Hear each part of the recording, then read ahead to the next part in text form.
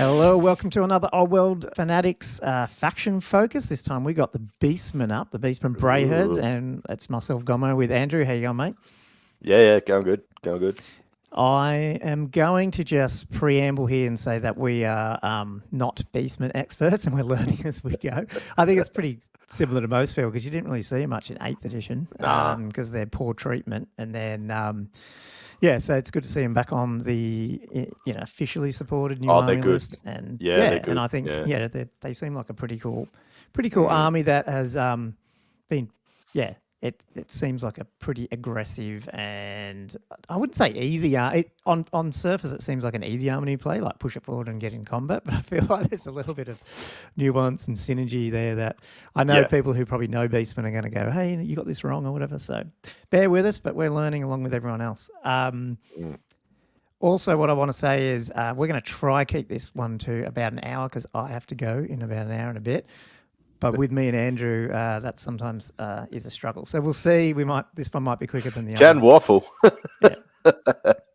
But if not, what we'll do is we'll add on a second part to this and plug it into the end of the video. So if you do see us change clothes or something between while we're doing this, it's actually been recorded in 2 times. So yeah. That sound good, mate? We'll kick into it. I'll bring up the PDF thing that I've got. Where are we? Yeah, I'm running on my phone.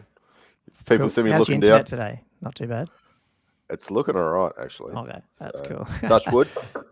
So the Beastmen Brayherds. So like we've obviously we've just got the Grand Army composition. So before we jump into that, what we will do, because we think it makes more sense, is just skim the special rules first, and then jump into the Grand Army composition, go through characters, and then probably jump back to magic items, and in this case, chaos gifts, so we can get a bit of an idea of how you might tool up those characters, and then go into the rest of the book and stuff like that. So that's what we'll probably do first.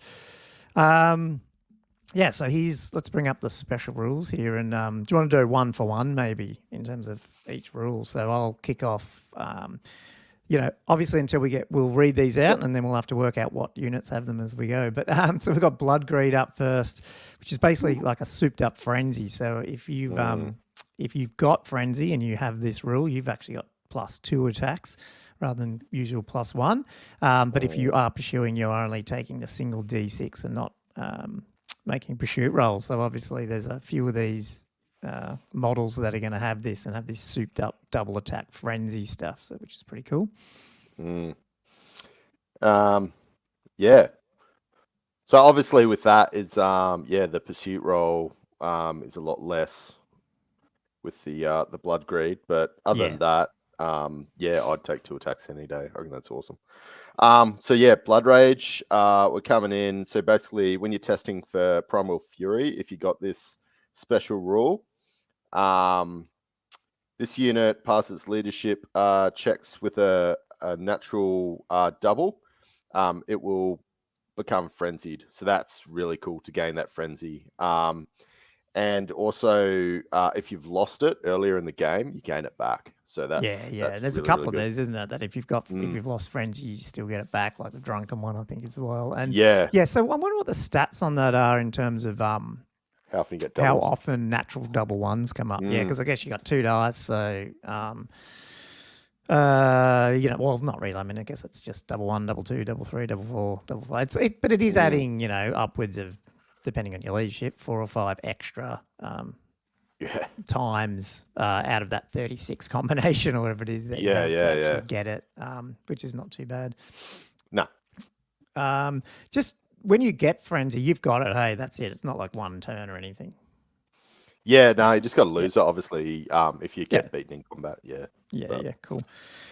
Bull rule is impact hits caused by a model with this special rule have armor piercing -1, so that's cool. There's obviously a couple of ways to try to get more AP in this list because they, by default, there's not that much as usual. They don't have a lot of weird weapons and stuff, it's all just hand weapons. They got great weapons and stuff, but this really helps just to soup that up even more damage. So the next one, Enscrolled Weapons, it's basically... Oh, there you go. I got little tiny writing here. I'm trying to read. Sorry. So your hand weapon attacks, basically, you have the AP of -1. So you see this called different things in a lot of different armies. Yeah. So it only applies to obviously a single non-magical hand weapon, and it's just for the person that's obviously carrying it. Yeah, so, not the mount or anything. Yeah. Not your mount. Yeah. Yeah, so this is pretty common, unlike like the chopper rule in the orcs, where if you use any other weapon, you're not getting it. So you have to make that decision: do I want magic attacks and AP1, or do I want my great weapon or whatever? Which is pretty cool. Then you have drunken. I mean, this is obviously for those centaurs. It's a bit of a gimmicky thing, I guess, but you got to basically that if you're not frenzied as a well, whoever has this, but I'm assuming it's mostly centaurs. There might be a monster or two that has it. Then you've got to roll d6 on a 1. You're unsteady, which gives you a d6 plus 2 random movement. 2 to 5, nothing. And number 6, you get frenzy, subject to frenzy. Until its next start of turn, a unit with this special rule may become frenzied in this way. There you go, even if it's lost it. So you get frenzy. It's only to the next start of turn, so I guess you still need to then test again, because now you're no longer frenzied, or unless you're in combat and stuff like that and fleeing. So obviously the idea here is if you don't want that random movement to potentially get into combat. But I mean, it's not roll a 1. It's I don't know. It's a little bit of a weird rule. It's a bit characterful. I don't know if it's that great, and I'm not totally sold on the centaurs, but anyway, it is what it is. Yeah, exactly. The next one's a good one. Yeah, the foe renderer. So obviously when you pass your primal fury, your hand weapon that is carried by a model gains the AP of -2 compared to just like your normal -1 you might be getting with if they have it. But obviously, it's the same as before. So it's only for your standard hand weapon, not for great weapon, and obviously not for a magical weapon, etc. Yeah, so it's just a mundane hand weapon. Yeah, I mean, these ones are good if you can get these rules on units, which I believe Minotaurs really good might have and stuff. But Gaze of the Gods, I've got another table here. So this is, and I'm pretty sure it's the same as the in the Chaos book, though we haven't done that one yet. So basically, during the command subphase, your character who has this can choose to roll on this, so you don't have to. Is that right? Character with this, may choose. But why? Yeah, you might as well. I mean, you're playing Warhammer. You got to roll it. Yeah. It's pretty good too. Yeah, I mean, it's only. It's only the number 1, which isn't great, which is if you roll a 1, you get damned by chaos, you're now stupid. And I like this. If you roll it again or you're already stupid, then you get a -1 modifier to the leadership. So this can stack. If you're dumb and you keep rolling 1s, your leadership's going to go down, down, down, down, down. If you're the general, obviously, and you're trying to get primal fury for your army, which we haven't actually covered, but it's coming up, they're all leadership tests. So I guess that's the bad result.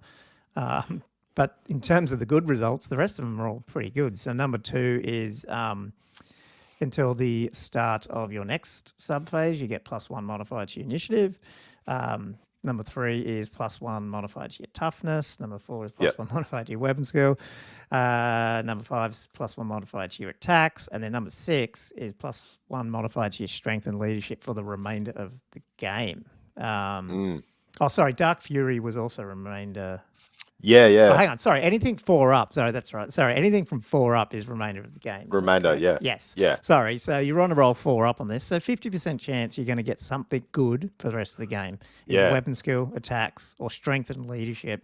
Number 6 is awesome because, I mean, the high leadership in this army obviously is going to help hugely as well. Yeah, cool. 100%. Mark of Chaos Undivided. So it's exactly the same as Warriors of Chaos. So basically, if you've got it, you can re-roll failed fear, panic, and terror tests, which is fantastic. Awesome. Yeah, I mean, especially the types of units that this goes on. No, it's awesome. Primal Fury. This is their main one they've had for ages. Basically, at the start of the combat, you're rolling your leadership test, and if you get it, you're re-rolling 1s to hit. Which I think. I think most of the time you're hitting on at least 4s. So like, you're you're depending on your characters, which are really high leadership weapon skill, are hitting on 3s potentially. So therefore, you're adding in the ability to reroll half your attacks that get misses and stuff a lot of the time. So especially if it's in volume, yeah, and obviously this is what's going to be triggering a lot of your other stuff. So yeah, razor tusks. During a turn in which it charged, the armor characteristic of razor gores and tusk gores hand weapon is improved by 1. So it's not for its chariot or crew. It's obviously just the mount pulling the chariot. Yeah, and that's basically like the balls and stuff in Organ Goblins. Yeah, the Quickening Storm model with a special rule has a 5+ ward against magic missiles or magic vortex spells. Pretty good. In addition, if the model with this special rule belongs to or suffers 1 or more hits from Storm Call, it becomes quickened. Now, Storm Call, I believe, is the bound spell that we'll get to that on the Dragon Ogres or whatever. A quickened model has a +1 modifier to both its initiative and attacks.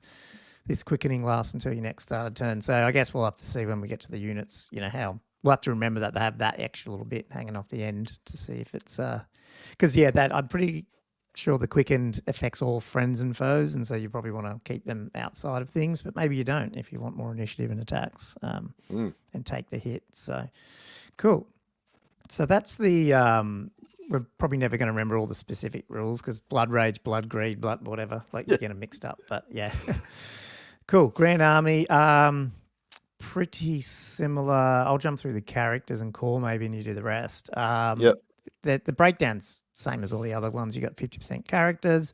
0 to 1 Beast Lord, Great Ray Shaman, or Doom Bull. So they're your sort of like old school Lord levels. So you can take 2 of them in a 2,000 point. And then you got the rest of that Wargors, Bray Shamans, Gore Bulls, Centaur, Chieftains, just all your hero level.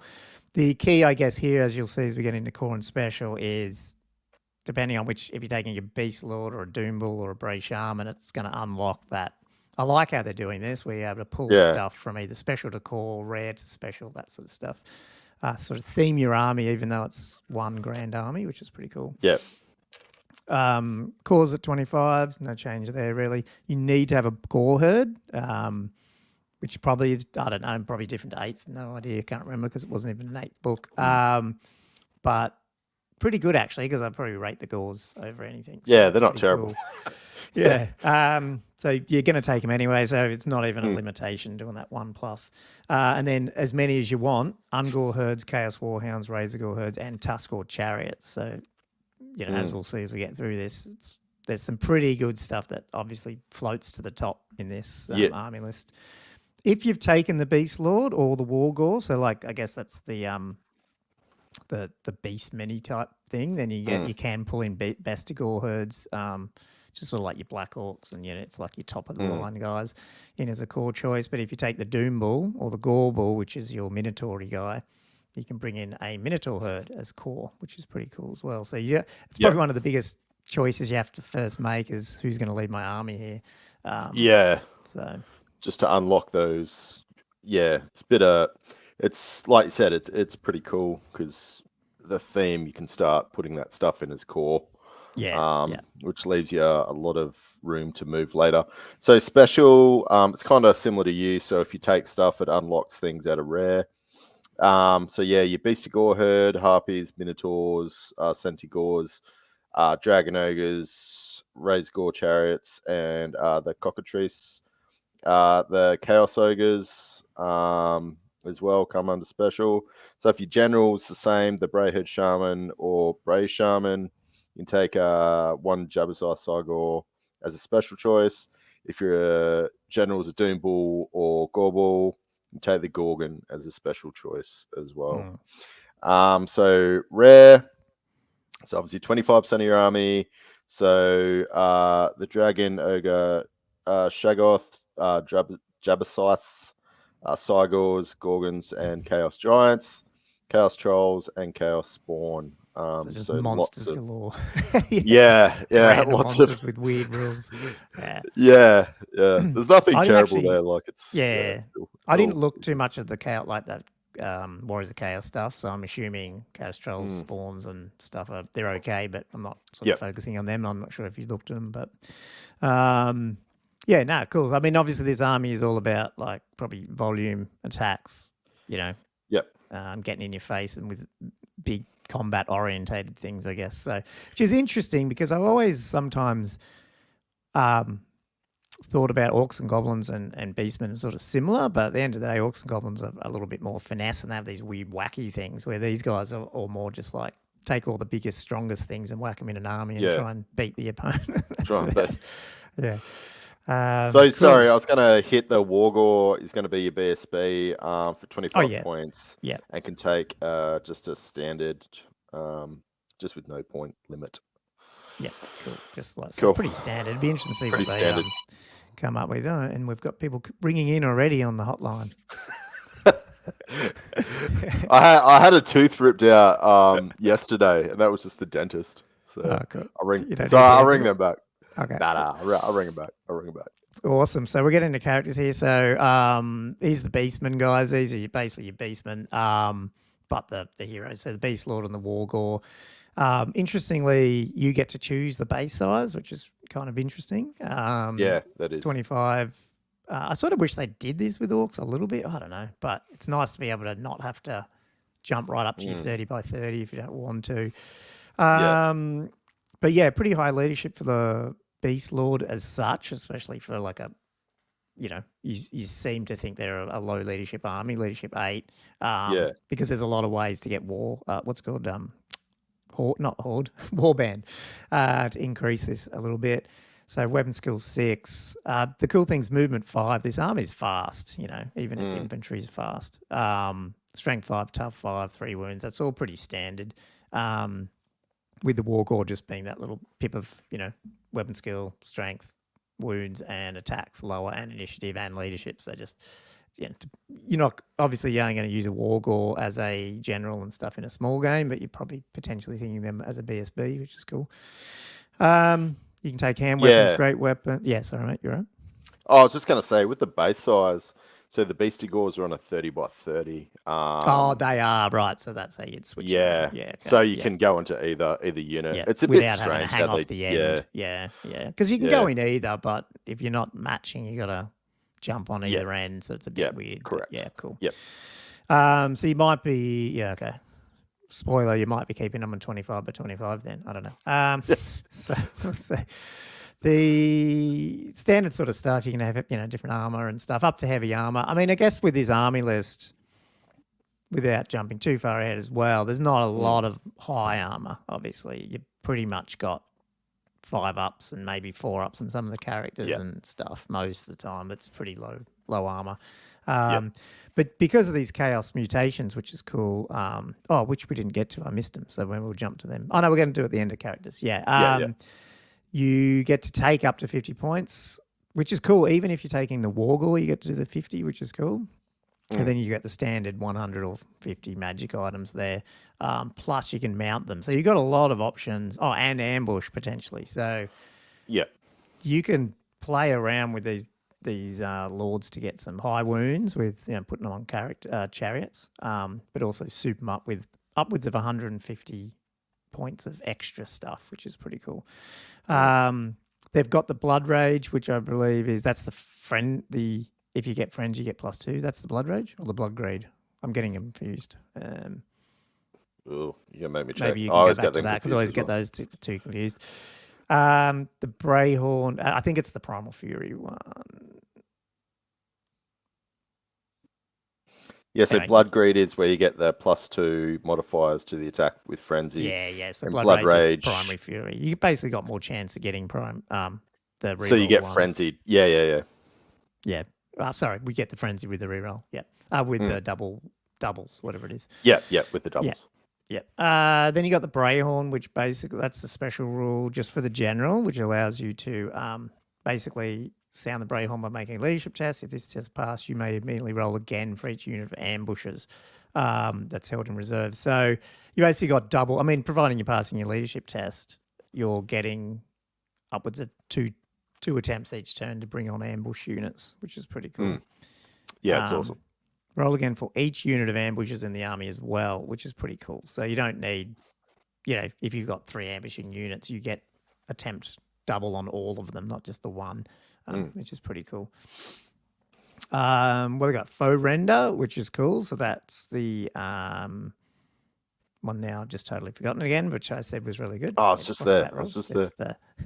You got to keep those ones up because I'm still getting these rules. Yeah, I think it was the AP one, wasn't it?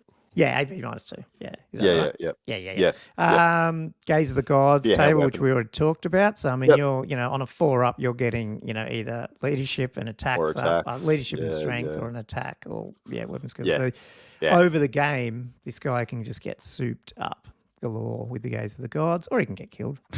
I mean, not killed, but I'm stupid.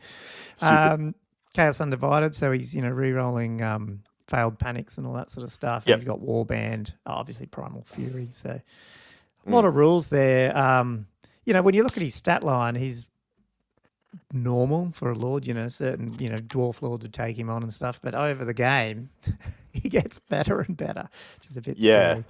Yeah. Well, that's it. And for your general, obviously using the Warband, you're going to be sticking him in units just to get his leadership buffs. Yeah. Do you want to go through the Beastmen Shamans? Sure. So I like these guys because they're nice and tough. So obviously your Lord level, again, looking at your movement 5, weapon skill 5, which isn't anything to sneeze at. Strength 4, tough 5. So across the board, it's obviously you're lacking attacks a little bit, but 150 points, that's pretty cool. Brave Shaman, you're pretty much just losing a pip of strength and toughness. Coming at 65 points, so nice and cheap. They're exactly the same, so you can choose to do it your base size depending on what unit you're going to put him in. The base staff is really, really cool, so we'll hit that in a sec. Great Brave Shaman is level 3, and a Brave Shaman is level 1. Demonology, Dark Magic, and Elementalism are the 3 you can take, which they're pretty good. All 3 of those. We probably should run through them as well, so maybe this won't be an hour review, but anyway. So obviously, up to 50 points of Chaos Mutations. You can take Ambush. You can throw them on Chariots as well. So obviously you can upgrade your Great Bray to a level 4 for 30 points, and he can take 100 points of magic items, and then the Bray can go up to level 2 for 30 points. And then obviously up to 50 point of magic items. So special rules, Bray stuff, which we'll hit in a sec. So Gaze of the Gods. So obviously you can get those nice little buffs on a 4+, anything but a 1. Law of the Beasts is your magic law, which will hit. Chaos Undivided, so obviously you're going to be re-rolling Fear, Panic, and Terror. Primal Fury, we hit that before, and obviously Warband, so if you're in a unit, it's going to be buffing your leadership if you're in got obviously a larger unit with lots of ranks. So the Brave stuff's pretty cool, as I found out when I was attacking a guy with a gyrocopter and he was kicking my ass. So do you have a ward or something as well, or not? Nah, so it's just it just helps between like a great weapon, or you can use it as like with armor value. So you choose what you want to do. When you're choosing your weapon, so you got to choose it either is offensive or defensive. So if you're going to use it offensively, it counts as a great weapon, and defensively, it counts as a hand weapon, but you get a armor value of 5. So when I charged in with my gyrocopter, obviously was using the armor value of 5, and then afterwards he was using his great weapon. So it was pretty cool, little nifty, especially for like a wizard or something, to get armor. Yeah, well, that's the thing, because especially if you've got a talisman of protection, or you've used that on that. Plus now, if someone attacks you, you're getting a 5+, 5+, or something like that. It's just because I know with my tomb Hierophant, similar. When you take that warding splint, 5+ saves on shamans are pretty good, because usually you'll have a ward or a regen, so suddenly you've got these double saves happening. Decent toughness as well, so it's just an added little layer of protection. Yeah. Oh, God, and this is the thing with this, anything toughness 5 on an infantry character starts getting into really good territory. So Because you don't mind going and having him in a unit then and getting attacked by other people, because you're like, okay, well, go. No one's generally going to attack you, like, because they're going to waste their attacks, so they can stay around. And the magic laws, which we'll probably get into later, is there's a couple of, at least I think dark magic, or one of them had a pretty good assailment spell. And I'm not saying you want to throw this guy in, because there's obviously better builds, which we'll probably go into, but if you end up in combat, there's worse characters to be in combat, like worse wizards to be in combat. Exactly, yeah, 100%. So, yeah.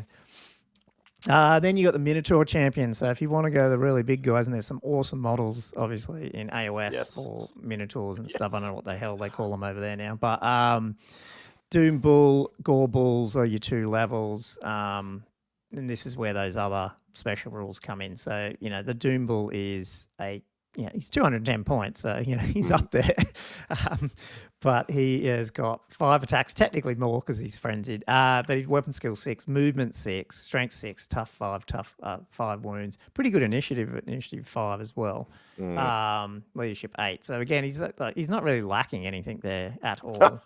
And he can take those 50 points. So again, Doom Bull can have 150 points of enhancements. Not great saves, but I mean, he can, with those extra enhancements, like magic items, he can get his save up there pretty good too. But he's got Armor Bane 1, Blood Greed, which is the souped up frenzy, Blood Rage, so he can get the frenzy as well. Potentially, 7 attacks going on. AP. Yeah, foe render at -2 AP with an extra AP. Hang on, so ball gauze saying, can you give me that rule too? Is that just AP? Which one, sorry? The bull gauze. Was that a charge? The impact hits? That's the impact hits. Yeah, I was going to say, because foe renders the AP -2. So, okay, so impact hits. Just -1, I think it is AP, yeah. Yeah, right. For his impact hits. Impact hits, okay, because he's got impact hits 1. Yeah, that makes sense. Okay, so Gaze of the Gods as well. So this guy can then start getting really souped up. And on top of that, the Slaughterer's Call gives him, while he's frenzied, the unit he's joined also becomes frenzied. So, awesome. Yeah, this is if obviously if you're gonna choose this guy as your general, you're gonna bring in those Minotaurs and just try and wipe people out. Have you got anything else to say about these guys? Nah, well, other than I've seen them throw them into gauze, just a unit of gauze, the 25s, so you can stick him actually. That's a good idea too. Into the unit, they fit perfectly in. Yeah, and you just get the warband buff from the ranks. That helps out a lot. Ross, if you're going obviously Minotaur Horde, you usually have only 1 or 2. You're not going to get the warband benefit. Yeah. That's a good point. Yeah, very good point. Yeah. He can't go on. No, he's not on any chariots or anything, but that's cool. No. Centaur Chieftain. Yeah. So your Centaurs, I've actually seen a lot of people run these, but I don't think it's that bad really. If you want something nice and quick, although the thing is like with Beastmen, they're usually so quick anyway that anyway. So obviously you're getting your movement 8. Decent stat line. But obviously, it's just coming down to your armor. So you're kind of using these guys. I mean, you got 4 attacks, 3 wounds, strength 5, which is really good, tough 4. Yeah, it's almost a Lord level stat though, in the terms of the wounds and attacks, which is interesting. And you can take any number of these guys. So it is interesting, but it is expensive, I guess. Well, that's it. I mean, so you can take Cavalry Spear or Great Weapon as your option. Seems like Great Weapon is probably the go. You can only get up to heavy armor. Obviously, you can take a shield. You can take throwing axes and javelins if you really want. There might be a reason behind that. You can take them as ambushes, which would be really, really cool to have these guys coming up the back of the board. You can take Chaos Mutations up to 50 points and magic items up to 50 points. So, I reckon it's really good. The only thing, obviously, you're probably lacking is your armor on these guys, but they sort of make up for it. And then, like you said before, this just seems to be Beastmen in general. They just, they kill you first and, take the armor save later sort of thing. Yeah, So well, they that's the got thing, isn't it? It's like they need to. I mean, we'll probably.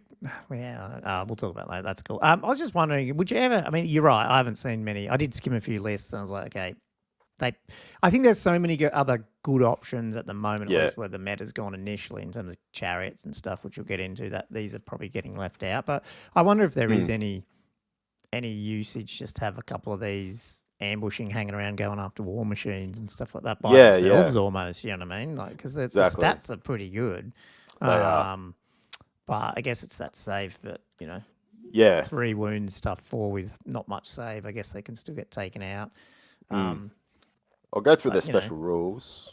So obviously, Drunken, which it's as we spoke about earlier. Fast Cav's really good. Gaze of the Gods, so obviously can definitely stack up his stats. Mark of Chaos Undivided, which we went through before. That's always good. Move through cover, just stacking with your fast cav just to help you get through those forests and whatnot. Primal Fury, as we know, is good. Stomp attack, so you get a stomp in there. So Swift Stride and Warband. Fast and just going through cover with your fast cav. I reckon is really the problem really with the warband on that one and by themselves is it's pretty shitty leadership. You're not going to run away. Yeah. Well, you might, but you've got the rerolls with the Chaos Undivided, but you're still only leadership 7, so you might not be even getting your Primal Fury off, and you'd have to have a pretty big unit of Centigals, I guess. Exactly. To give you better leadership. Decent leadership. Yeah. That's probably why they're falling over a little bit, maybe. In terms of other choices are just better. Yeah. Cool. Ooh, well, they're the characters. Should we jump into Chaos Mutations and stuff as well? Yep. Cool. So these are 1 per army. But they obviously, as you just saw with characters, they all can take mutations, as far as I remember, up to different things. So just remember that you can't put multiple ones on. I don't think there's any of the little asterisks in these either. So I think it's just 1 per army. Yeah. So Slug Skin, we might as well alternate. This one looks like a must-have. 50 points. It would take up your whole, like everything doesn't have. There's nothing that has more than 50 points. I don't think in terms of chaos gifts, but it's -1 to hit in combat. So that's an awesome one. And I've seen a few people obviously talk about stacking that with the bedazzling helm, providing you're not on a chariot or something. Now with the FAQ, you can still do it as infantry or cav. Is that right? But I mean, at least with Beastmen, it's infantry. So, one of these, you already saw some of these high weapon skill besticles and stuff, and then getting potentially -2 to hit this guy. It's the synergy there because I guess let's just say it, like as far as we can see, you got no save. Your troops are going to die. So you're going to bleed combat res. So the best way to do that is to just wipe them out as well with as many attacks and deaths as possible. And if they can't hit your guy, then you're obviously negating their ability to generate their combat res as well. So it's pretty good. I think you'll see Slug Skin in every army. Yeah, agreed. Crown of Horns, 45 points. So obviously throw it on a character and the unit they joined is stubborn. So that's not terrible. Sorry, either. I just made I forgot to bring that point up. Slug Skin goes into the unit as well. So so it's actually really good. Like the bedazzling helm on the guy will give him a -2, but if he's in a unit, then the unit's getting -1 to hit them. So that's what I mean, like getting attacked. Like you're just trying to stop bleeding that combat res. So sorry, I wasn't specific on that, and I noticed that. Yeah, cool. it's a good chaos gift. Very good. It's very good. So if you want to hit Muscular Monstrosity, because I hit Crown of Thorns. Oh, sorry, mate. Yeah, cool. This is this model, but not its mount, has a +1 modifier to its strength. So I mean, pretty good. I think you'll see it sometimes, but I mean, you can also generate that through, randomly. So, but it's a potential. Yeah, 100%. I mean, like if you're looking at some of these models, you probably be taking great weapons a lot. It's kind of one of those things. Do you need the +1 if you're going to be? I've seen some of these on like the Dragon Ogre. Is it the Shaggoth or something where you get this guy up to strength 7 and then potentially 8 and stuff. And now take it up to 8. He's wiping monsters on a 2 or 3 up. True. That's pretty good. Yeah. Yeah. So yeah, Pelt of Midnight. So enemy model that targets this character or any unit they have joined during the shooting phase suffers a -1 to hit modifier. So yeah, it's not bad. So might be other ways, like people do screening and whatnot. So you can take it into account when you're doing. I'd put going this up against on shooting a armies. character that's potentially hanging around with some skirmishers. The skirmishing Ungors or skirmishing Gors potentially. I don't know. I haven't actually seen this one being used yet, but I haven't really played any Beastmen. But shooting at skirmishers, infantry skirmishers at -1, then action -2. Again, you just you're just going nut. Yeah. There's a lot of good ones. That's the thing. Like you're almost in competition because there's so many good things. It's like how you want to play your army. But yeah, like you said, definitely a lot of synergy there. Should have bought those Beastmen the other day when I was in Brisbane. Oh, well. Yeah. Oh, it's me. Oh, no, it's you. Yeah. Hang on. No, it's you. Yeah. Oh, sorry, it's me. Gouge tusks. Yeah, 30 points. During the combat phase, armor-piercing characteristic of any weapon used by this model but not its mount is improved by 1. That's pretty good considering if you've switched out, your default one and now you want to, but I guess you're paying for this too, but yeah. Pretty scary though if you're putting it on great weapons and stuff. Can you do that? It says any weapon. It says any. Because I was wondering how that works with magical weapons as well. Yeah, well, yes, I think it would. Just says, yep. That's pretty good. Getting AP -3. Yeah. Scary. Rune of Beast Ascendant, 25 points. So the Beastmen Chieftains only. Unless the character is fleeing, friendly Beasticles, Gors, or Ungor herds gave a +1 modifier to leadership, whilst this within the character's command range, up to a maximum of 10.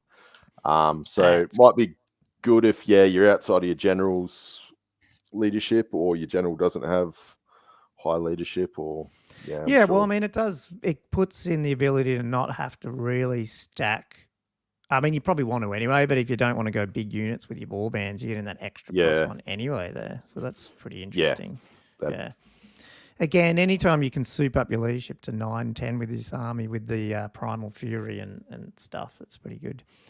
Many Limb Fiend, 20 points, +1 modifier to its attacks. However, this bonus attack must be made using the ordinary hand weapon. So, 20 points. I mean, I don't know. There's probably some particular builds or models this should go on, but I mean, I haven't really factored that one in. Haven't looked. It just seems, I don't know. It might be okay for 20 points, but if it's the ordinary hand weapon. Sorry, I just cut out. Oh, did you? I didn't even notice. Sorry, man. Internet strikes again. That's all right. I just did Many Limb Fiend, 20 points, +1 attack. I said I'm not sure how good it is. It's just ordinary hand weapon, so there might be some of the monsters that are better to have this on. I'm not sure. But anyway, cool. Yeah. So Gnarled Hide. It's 15 points. So infantry only. The model gains the Armored Hide 1 special rule. Yeah. That looks good for 15 points. I'm assuming you can get 2 up saves somewhere here with Minotaurs and shit, and probably even Bestigors potentially. The Beast. Yeah. Whatever they're called. Adding all this stuff together, Yeah.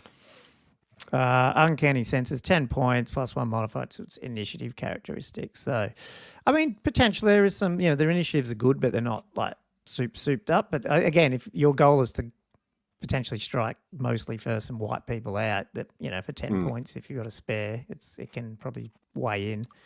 Magic items, then we'll smash through this too. The rules of them are all the same, so I won't go into that. 60-point magic weapon, primeval club. This is interesting, and actually I might bring it up after we read this. So it's combat, its strength as usual, but -3 AP. Blend that, add that one with your other one here, whatever it is. We'll get you the extra AP -4. Hatred against Empire, magic attacks and poison attacks. Interesting they put hatred Empire here. I know it's obviously a fluff thing. Yeah. The strength characteristic of the primeval... Sorry, it's not that. The strength characteristic of the primeval club is equal to the current leadership characteristic, the model that wields it. So it's not strength as user. This is the problem with these bloody notes down the bottom here that you miss. I missed that on another one down here before. Okay, that's pretty scary that you're looking at strength 8, 9. Especially that can keep going up with those other buffs to get your leadership up. Minus 3 AP. Put a Chaos Gift on there to minus 4 AP. It's pretty scary. It's 60 points, so it's going to be one of these Lord ones, but interesting. Yeah. Sorry, so the rumor I heard, which I probably shouldn't put in here because this video might be around for 2 years, is Beastmen and Empire might be the next ones out. Ooh. Maybe, if that's why they've got Hatred Empire here. I don't know. Anyway. Yeah, you've heard it here first. Nah, I heard that off someone else. So. But anyway, yeah. Okay. Axe of Men, so 50 points. So coming in with strength, obviously, as user, minus 1 AP. Killing Blow, which is always good to get. Killing Blow. Magical attacks. Should the wielder of the Axe of Men kill an enemy character, including champions, so that's really good in a challenge, they gain the terror special rule for the remainder of the game. So, yeah, probably the biggest thing there is it just gives you access to Killing Blow. Is it worth 50 points?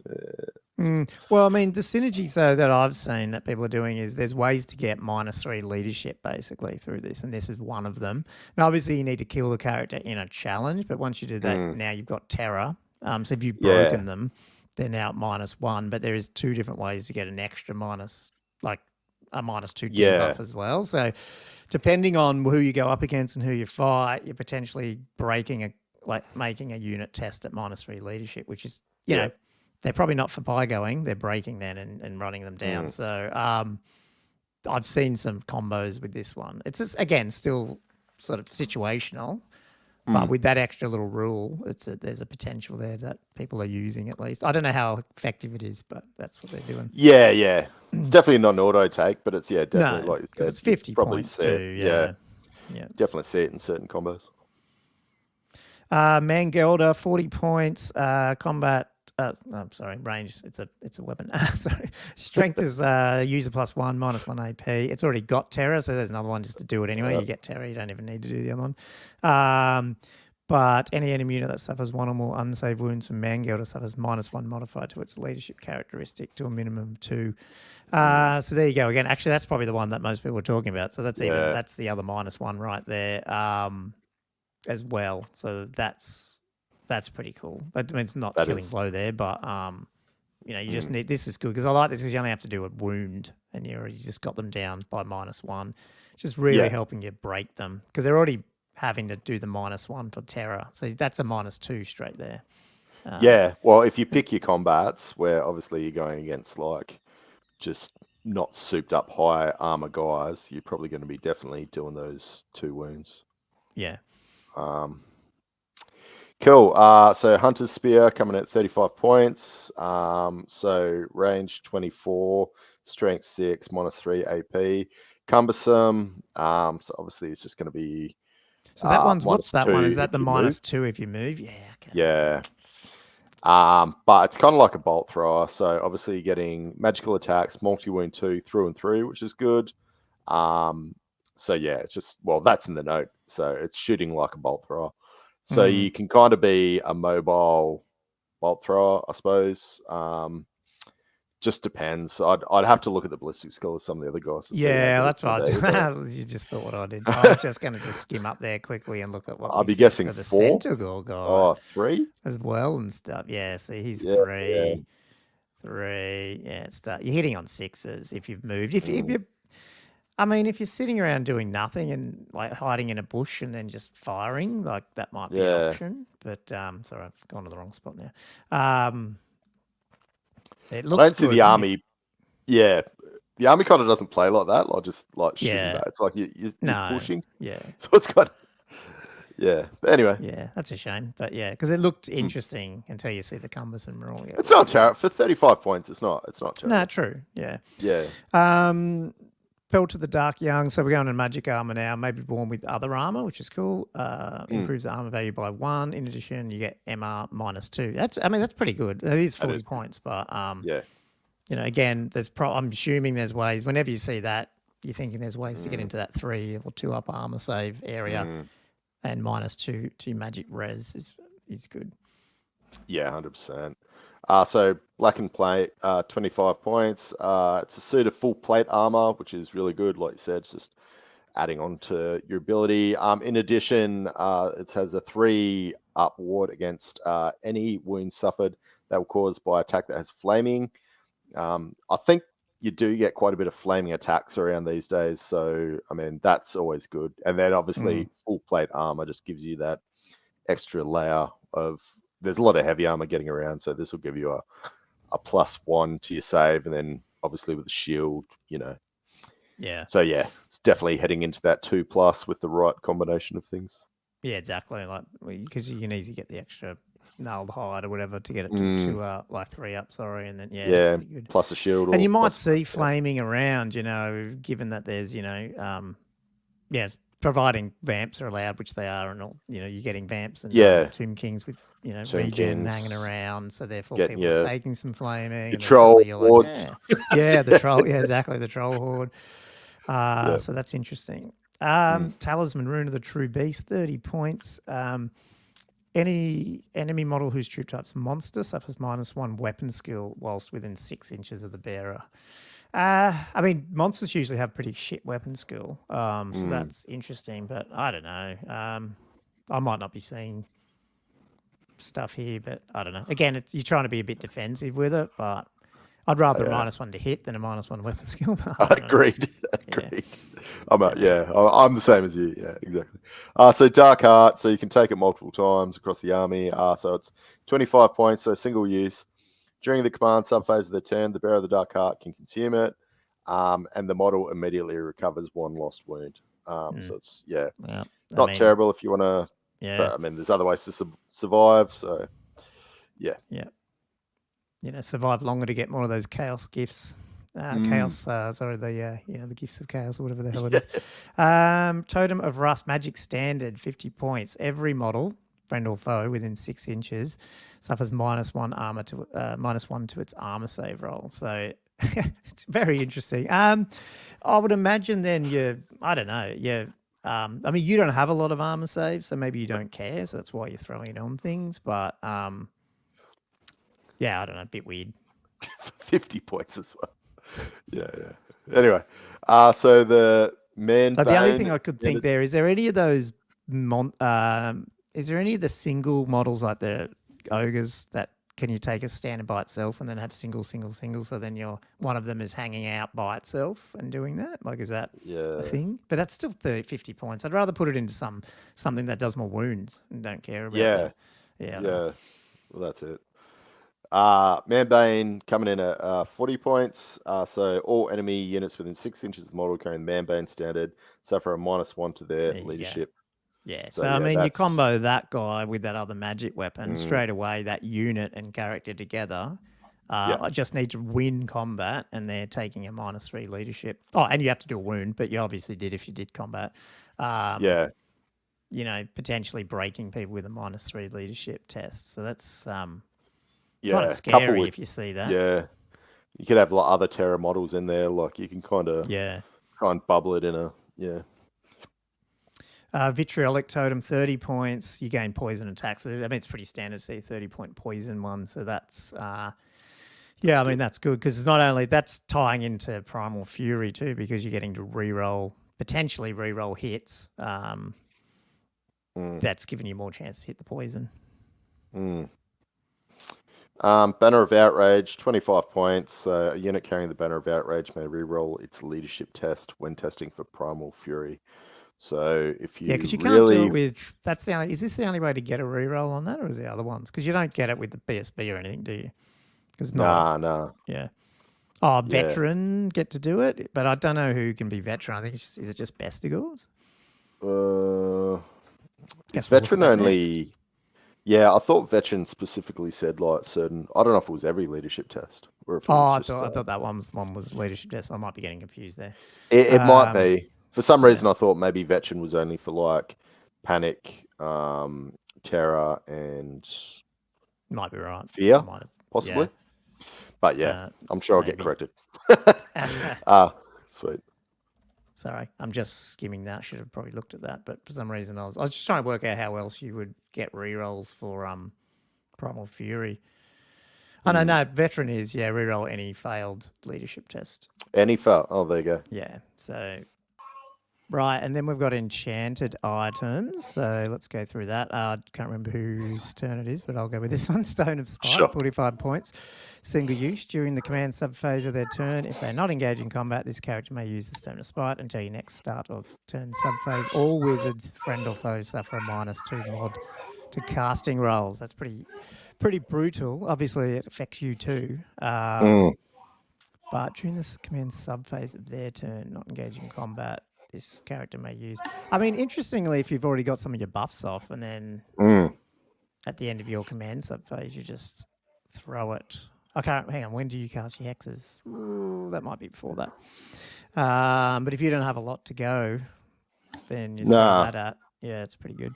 Potentially. Even if you're like, well, that's it. If you weren't magic heavy and you were sort of rushing forward, maybe, you just went for a real magic light build and you're more just trying to shut them down for a turn.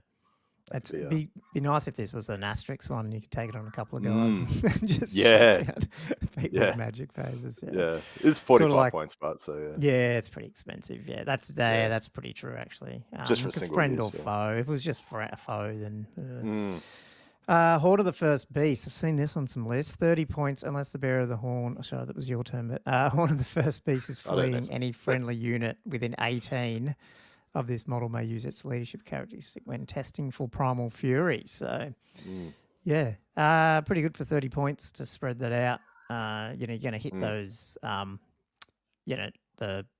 what were the ones we were talking about? That like which ones were the one lower leadership we were talking about with the taking Primal Fury? They're probably, it's useful if they're not around that general. So if you got them out, on the flank a bit. So especially 18 inches, that's a nice bubble. Yeah, and if you've got, because if you're like, I'm trying to think, is there any way to get the 18-inch with this army? I haven't seen it yet. Characters on I haven't think seen it either. So they're all just 12 inches, but obviously if you whack them in a unit, so your 8 warband go up to 10. Warbanded, and then throw this on it. You got an 18-inch bubble. It's pretty good. Yeah, that is really good. Yeah, 100%. Skinner Man, 15 points. So the Beastmen Chieftains and Shamans for whose troop type is Infantry. So basically you get the Scout and Vanguard special rule, which, it's not too bad if you're going to be jumping into a scouting unit, I suppose.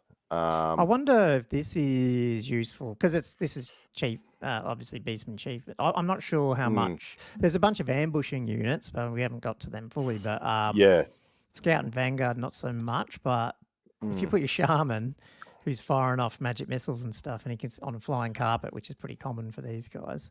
Yeah, having him scout and appear somewhere else and then just do stuff, that's pretty scary. Yeah, that is. That's actually, I didn't even think about that. That's a really good combo. 15 points. Yeah. Because usually with the Shaman, especially the Lords, I find you throw on the defensive item, you throw on the special thing like the carpet or something, and then you got like a little bit of points left over. Yeah, it's pretty cool. No, that's really good.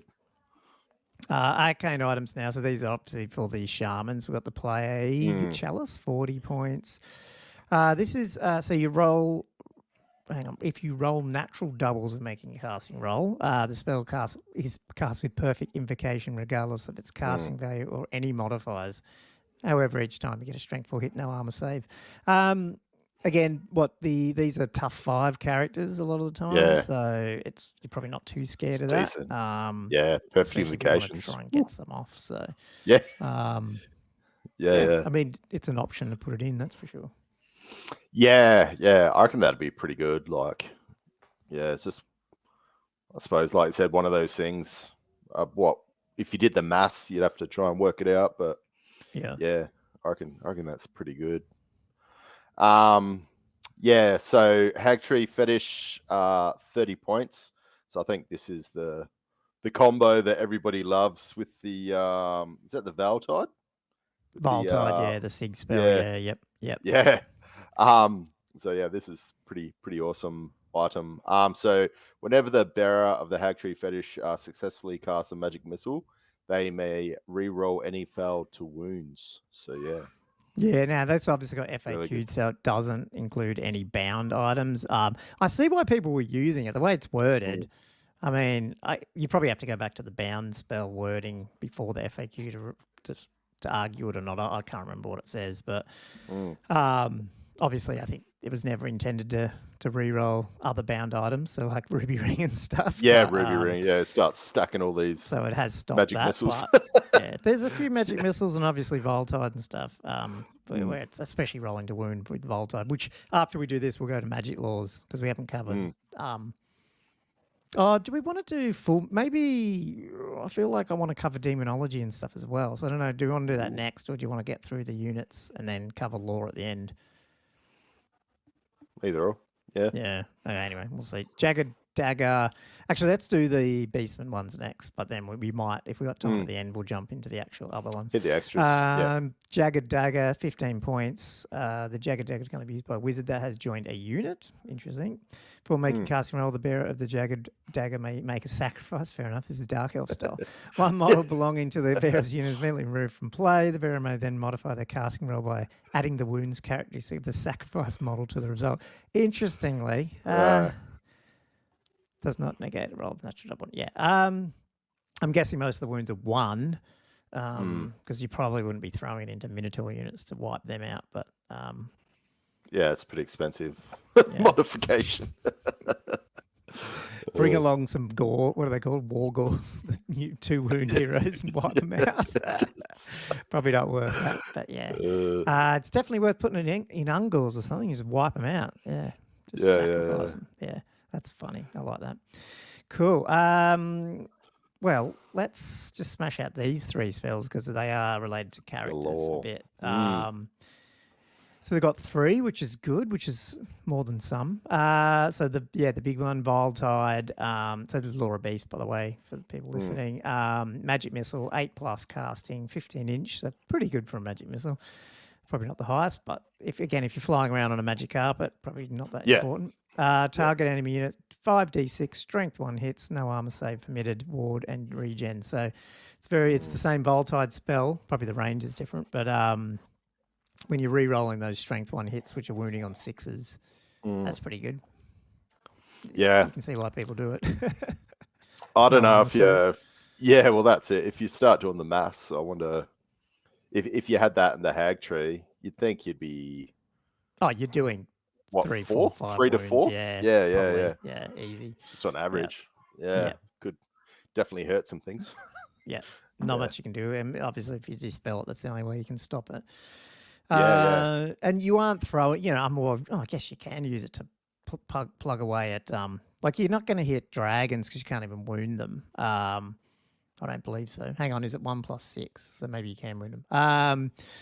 But for all those gyrocopters, war machines, all the other type of things, and just those, chaff units, maybe not chaff units because they don't really have armor. So, some do, like cav ones and stuff. You'd wipe a whole unit of fast cat, 5 silver helms off the board and stuff. Yeah. So. No, that's pretty good. Yeah. So what's the next? Devolve. So another magic missile, another casting value of 8, another range 15. So the target enemy unit must immediately make a leadership test. If this test is failed, it loses a number of wounds equal to the amount by which the test is failed. So yeah, not too bad if you can reduce leadership, which I believe they did have. But there's a couple. I think that was more for when you're in combat. So so depending on there was, I think there was there one where it was within 6 inches, but the other ones were around terror in combat. So you probably, I believe, we'll have a look after this. I think there's at least one in some of the normal magic laws that can do it. So that's the only thing that's going to get you on that because it's like all these leadership things. Yeah, if you can find ways to, get that leadership down, you could really pip some wounds off with an unlucky roll. Totally. The Mantle of Gorok, it's an enchantment, self 8+. Till the end of this turn, so not the whole thing, the cast against +d6 modifier to their strength and attacks characteristic. However, a 6 is rolled, the modifier is lost, and the caster instead loses a single wound. So I guess you can't get +6 attacks, but That's still pretty good. Like that's the thing. Like if you do decide to go a bit combat-y with the beast lord or what it's called, what's it called, the shaman one, The shaman, Bray shaman dudes. Then this is definitely worth considering, I guess. Yeah. Having this up your sleeve, especially I guess if you're flying around, you don't want to be in combat, but you think, oh crap, I'm going to get in combat. Yeah. Well, actually, it's this turn, so you have to commit to charging, I guess, and going in, or already being in combat. Obviously. You could probably gear it up towards, like you said, take out more high value, weaker targets, I suppose. So you're not going to throw it into a giant unit, obviously. But... Yeah, and I think we've talked. If we haven't talked about it, we will. It's like the characters and stuff need to dish out. Like you're going to leak combat. Like if your guy's in a unit, your unit's going to leak. Like I mean, they're like everyone else, but they just don't have armor, so they're going to get killed.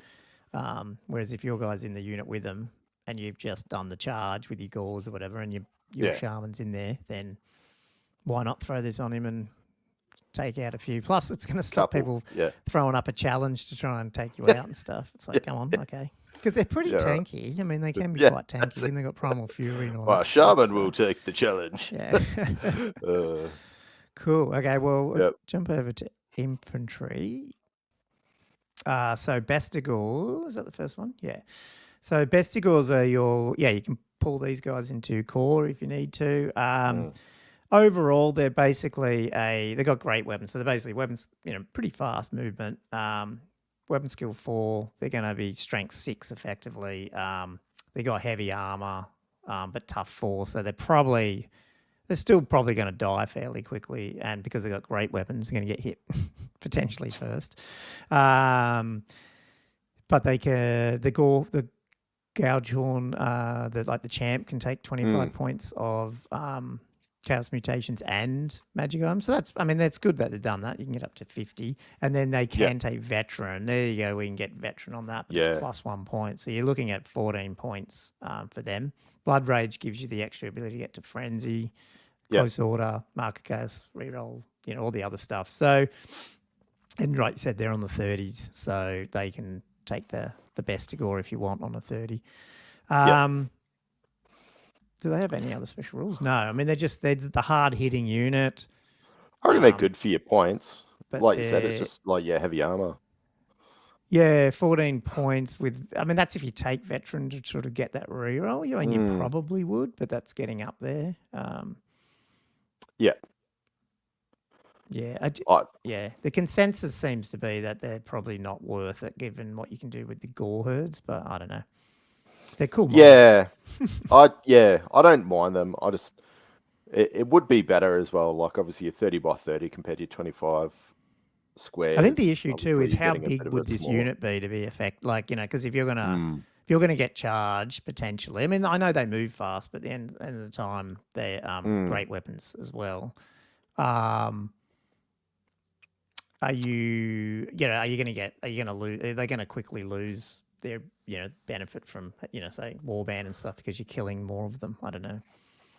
Yeah, I mean that's the other thing as well. Like you're going to take hand weapons because you don't have a shield, so you're not getting any sort of bonus out of that. So I don't think they're terrible like price wise, but definitely Gores for what you're getting is a lot cheaper, like 2 to 1. Well, this is, and I mean, go through the Gores then, because look at this, there's 7 points. Yeah, I'll let you jump into it. So you got the same weapon skill. So they're both weapon skill 4.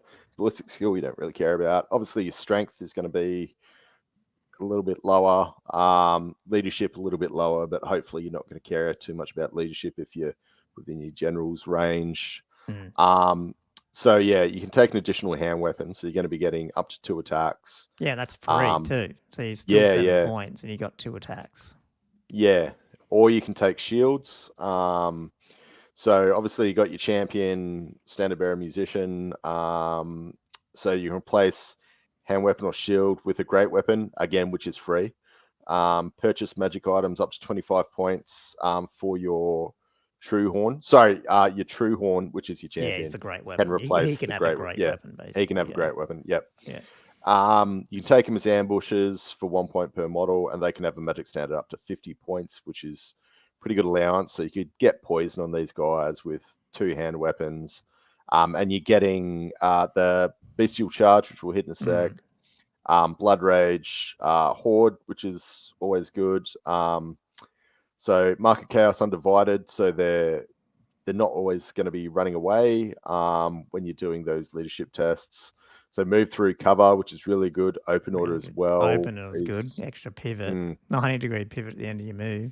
Yeah. Primal Fury and your Skirmishers and Warband. So there's a hell of a lot of ability and flexibility, I think, in this unit. Yeah. And the Bestial Charge, during a turn in which it made a charge move of 3 inches or more, model with a special rule gains +1 modifier to its strength characteristics. So that's going to be... So for 7 points, 2 attacks, weapon skill 4, strength 4, tough 4. I mean, they're pretty good. With Blood Rage, cheap. Yeah, with Blood Rage. So if potentially getting onto Frenzy. So if you can get a Frenzy onto these guys, they're going to Frenzy, like you said, put the Poison Banner if you really want as well, and re-rolling, potentially re-rolling, getting Primal Fury off, so re-rolling 1s. Yeah, I think that's why people are going, you need a bit. And you've got to take 1 unit anyway, so why not like make this unit scary, you know? Yeah, it's a kick-ass little skirmisher unit for 7 points a model as well. Yeah, exactly, yeah. Yeah, they're kind of similar to ghouls in a sense, like they're tough 4. Obviously, up to 2 attacks with the additional hand weapon, but they've got these other rules. Like, they're really, really good. Yeah. Ungor Herd. So these are the little dudes on 25s. They come in units of 10, basically like little humans, or almost humans/goblins. Leadership 5. They're peasants. Are they like peasants? No. What's the weapon? I'm trying to remember what all the stats are here, but they're basically fast humans, but with a slightly shittier leadership. They can take one of the following: thrusting spears or throwing spears, or may replace shields with short bows for free. It feels like you'd probably do that because you're not going to be fighting with these. You probably just want to occasionally pip some people off. And they're skirmishers as well. They're chariot runners, which we could probably... I haven't really seen a lot of people... I haven't played against people with chariots too much, so I don't know how everyone's using chariot runners, but it is a cool rule. And because this army has a lot of chariots, it seems pretty interesting that you probably see these guys. They can be Horde, Mark of Chaos Undivided, move through cover, open order. So they're all pretty much fast, potentially go in big units to get more leadership and, your rerolls to charge and stuff with Warband, extra leadership with Horde. But these guys are just a little bit more finesse, I guess, because they're a bit more of a support unit to either get chariots in unharmed or, cause some havoc in the back lines with ambushing skirmishers and stuff like that. Outside of that, they're going to die like nothing else. So, die and then run away. Yeah. I think you'll see them in a fair few lists just because they're those type of units that people have to think about because it's like, what is this annoying thing doing over there? I need to. Yeah, like you said, with chariot runners, you're probably going to see them as like, just taking away. Yeah, screens, ability to target them. Yeah. Cool. Harpies coming at 11 points. So movement 5, but they fly 10. Weapon skill 3, strength tough 3. They've only got 1 win, but they got 2 attacks. Fistball leadership again, 11 points. Not too bad for a nice little flying unit, as long as they don't have to take any terror or fear tests. Or panic tests, should I say. So probably good war machine hunters. They also don't have primary screeners. Fury and stuff, so they're not like they're not getting any rerolls at all anywhere. They get skirmishers and scout. Yeah, that's cool. They're flying skirmishers, and they are infantry, so they are getting that -1 to hit. So that keeps them alive a bit. I guess the 5+, so it's technically 55 points minimum for the unit. Obviously, they're going after war machines. 2 attacks, not too bad. Nah, as long as they don't have to take a panic test there. Yeah. And then we got Minotaur Herds, which again you can bring into core if you core with the best score. So the Doom Bulls and stuff. Doom Bulls.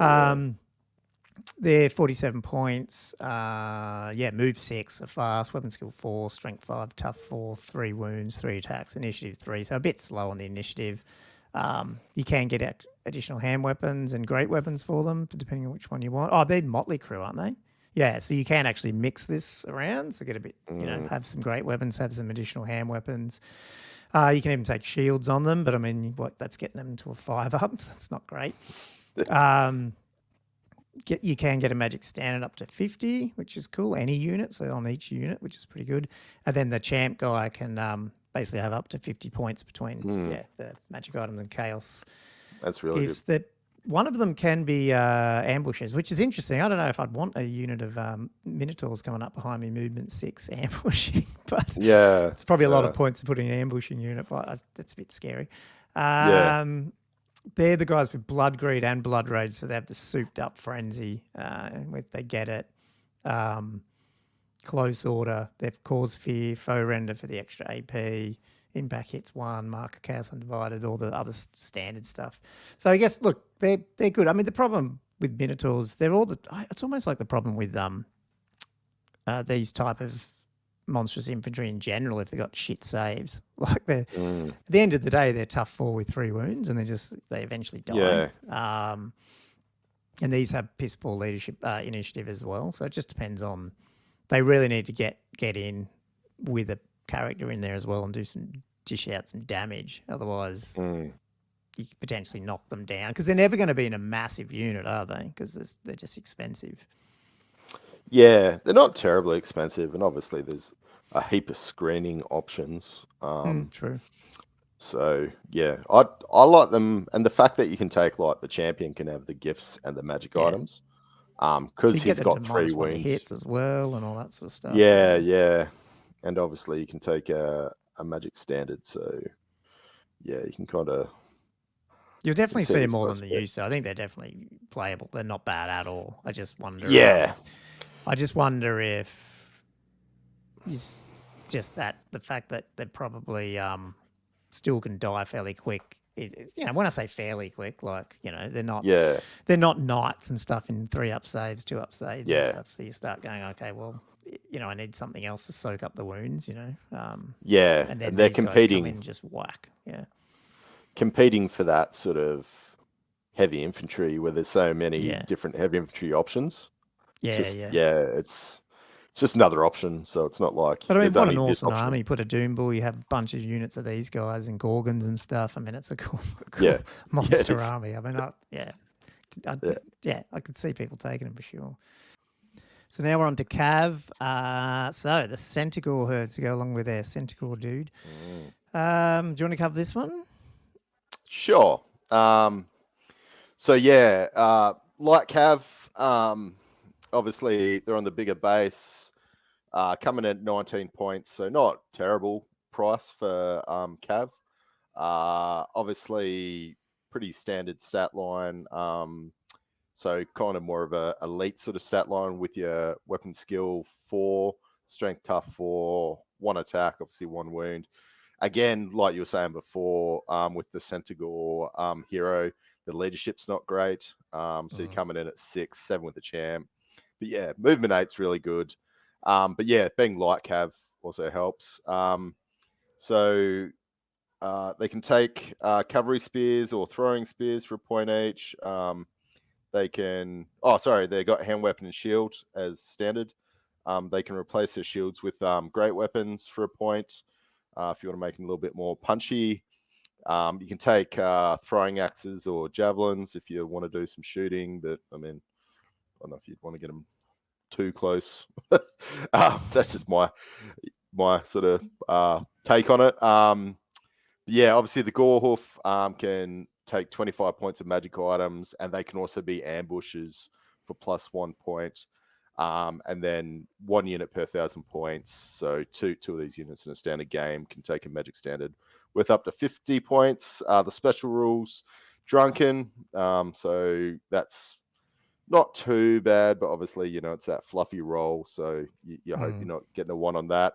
Fast cav obviously makes them quite mobile, so really good. Horde as well. But I mean, are you really going to take these guys in big numbers? Mark of Chaos Undivided, fantastic. So you get those re-rolls for, what was it, Fear, Panic, Terror, and Terror, Panic. Which will lead with the leadership 7 or 8-7.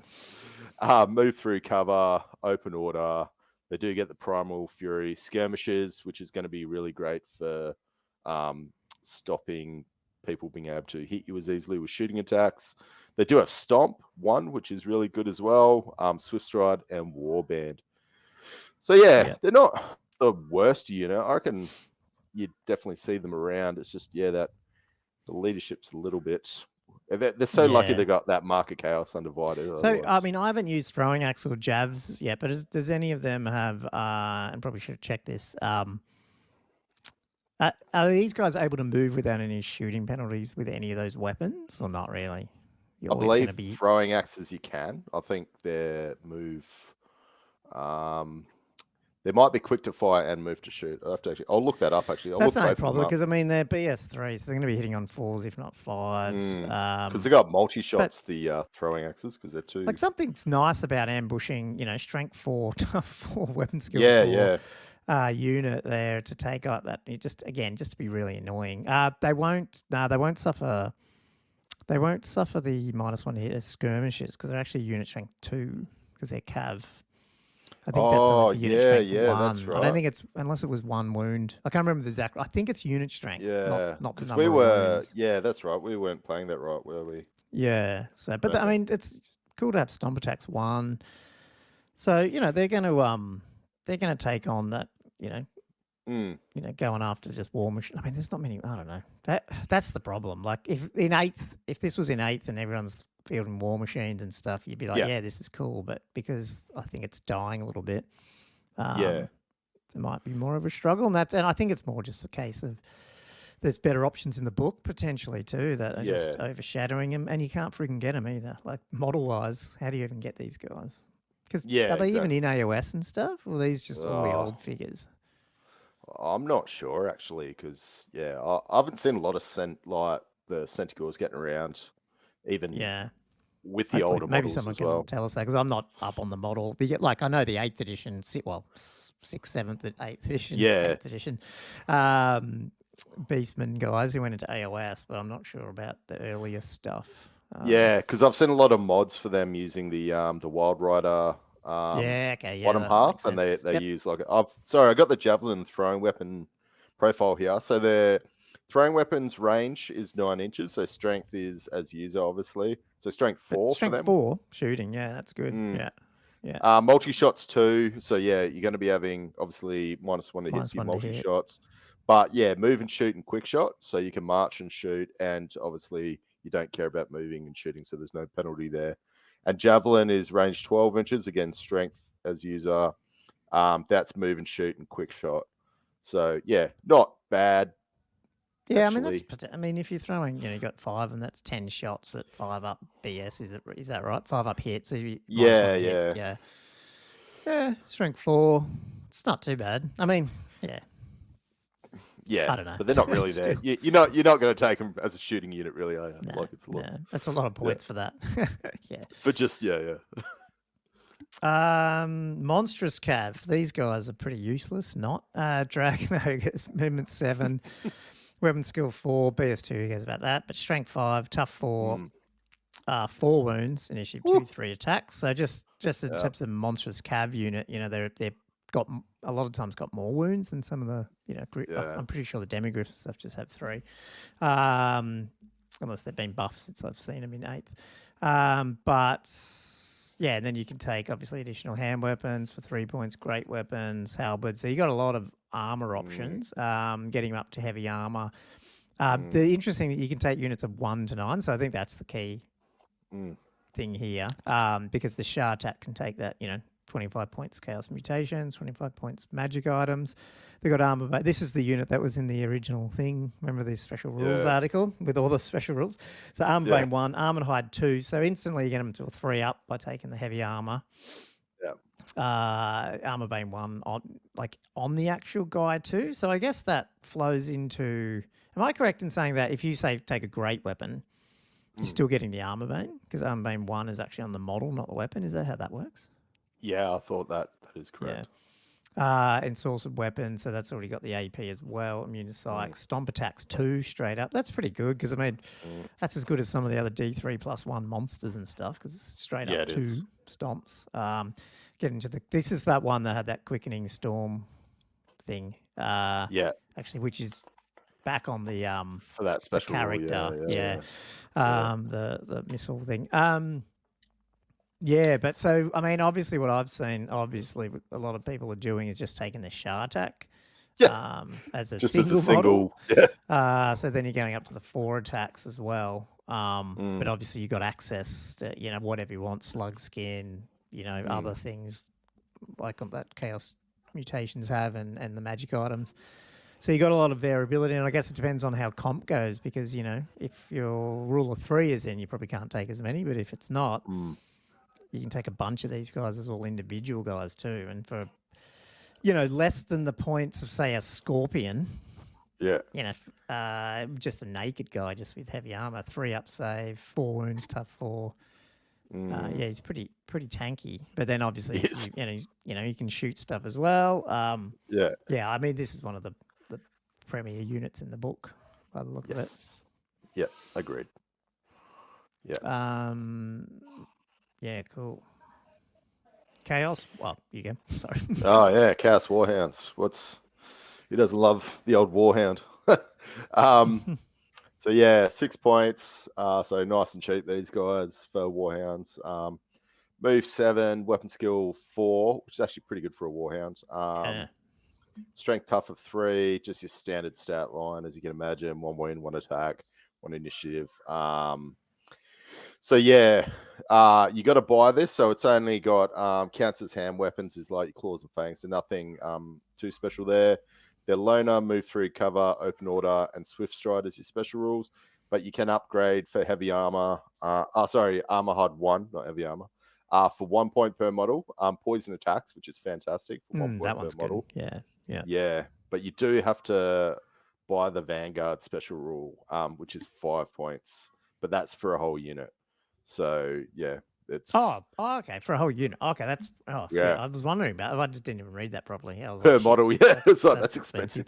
Okay, well that's not. I don't know. Yeah, I mean, in any book, I mean, in any other, like it seems like movement 7, vanguarding. So what's that 6? You take poisons to 7, 7 5 is 35. So 40-point unit, vanguarding up, charging for like pretty far.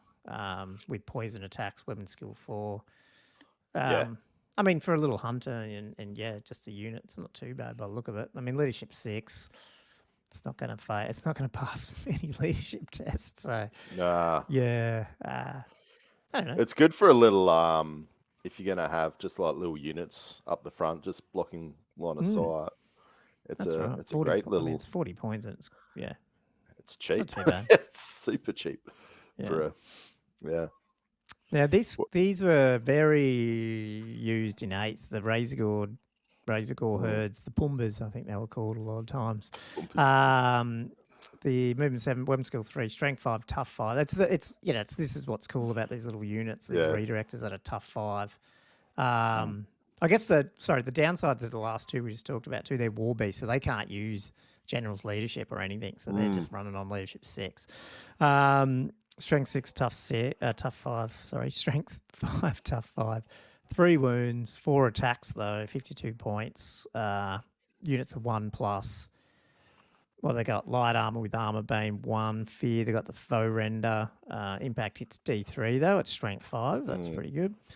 Open order, primal fury, razor tusk. So they got that extra armor bane AP. Sorry, on the charge. Swift stride. I mean, you put a couple of these up there and, get in the way and do some damage on a charge. They're not too bad. They're just, I think it's just the leadership. I can't remember what they were like in 8th. I'm guessing pretty much the same, but maybe they didn't have that rule around war beasts and leadership. I think you're right. Yeah.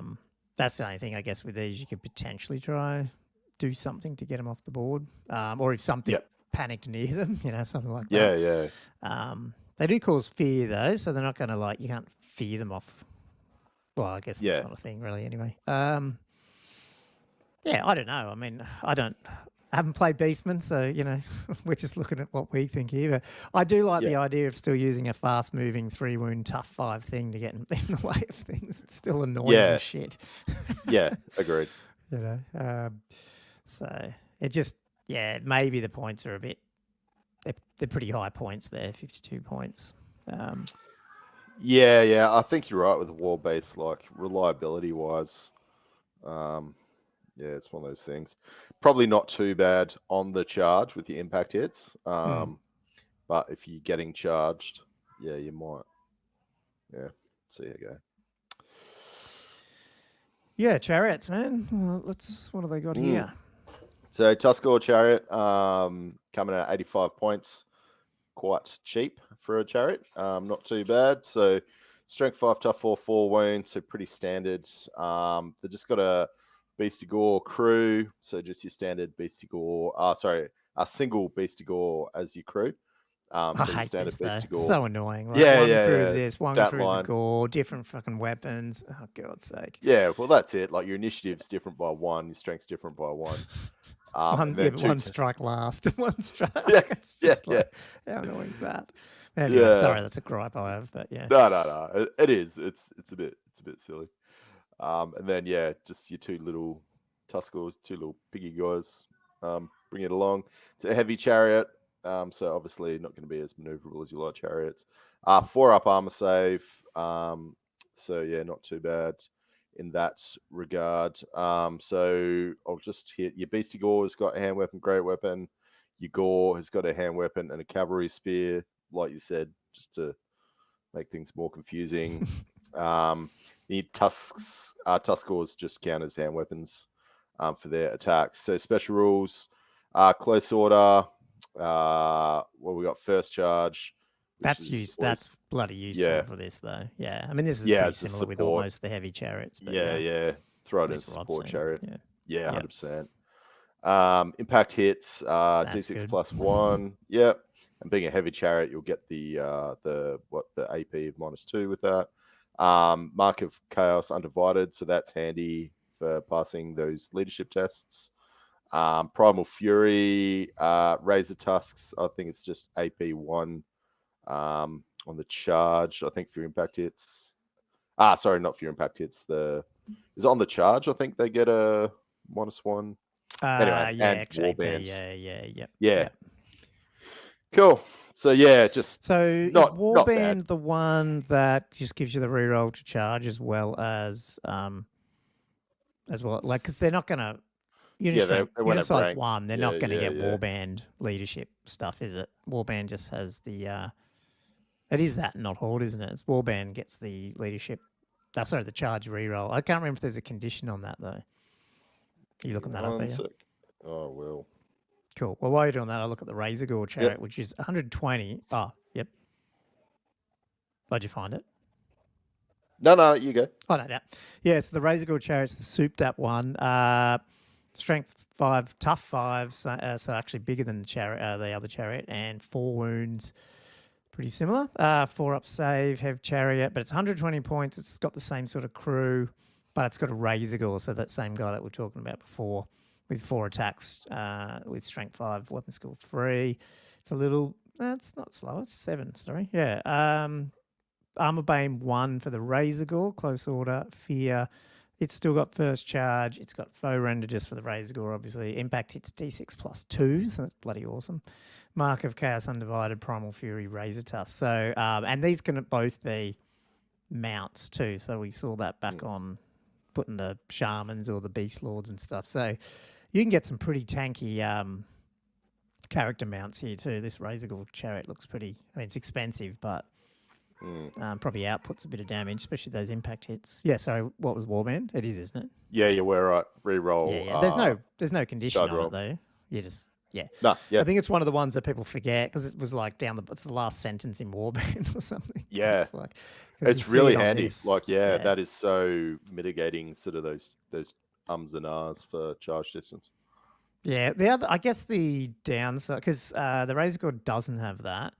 And the Tuscarl Chariot, because it's heavy chariot, doesn't have swift stride. So I yeah, guess no swift stride. It's not like, it's not a massive charge range here. You've only got 13-inch charge range. But with that warband, you've got a much more I don't know. Maybe that's what spills it over. It's cheaper if you're using these to like knock people's ranks off when you go in and stuff. I think the Tuscarl Chariot potentially wins out just because it's cheaper.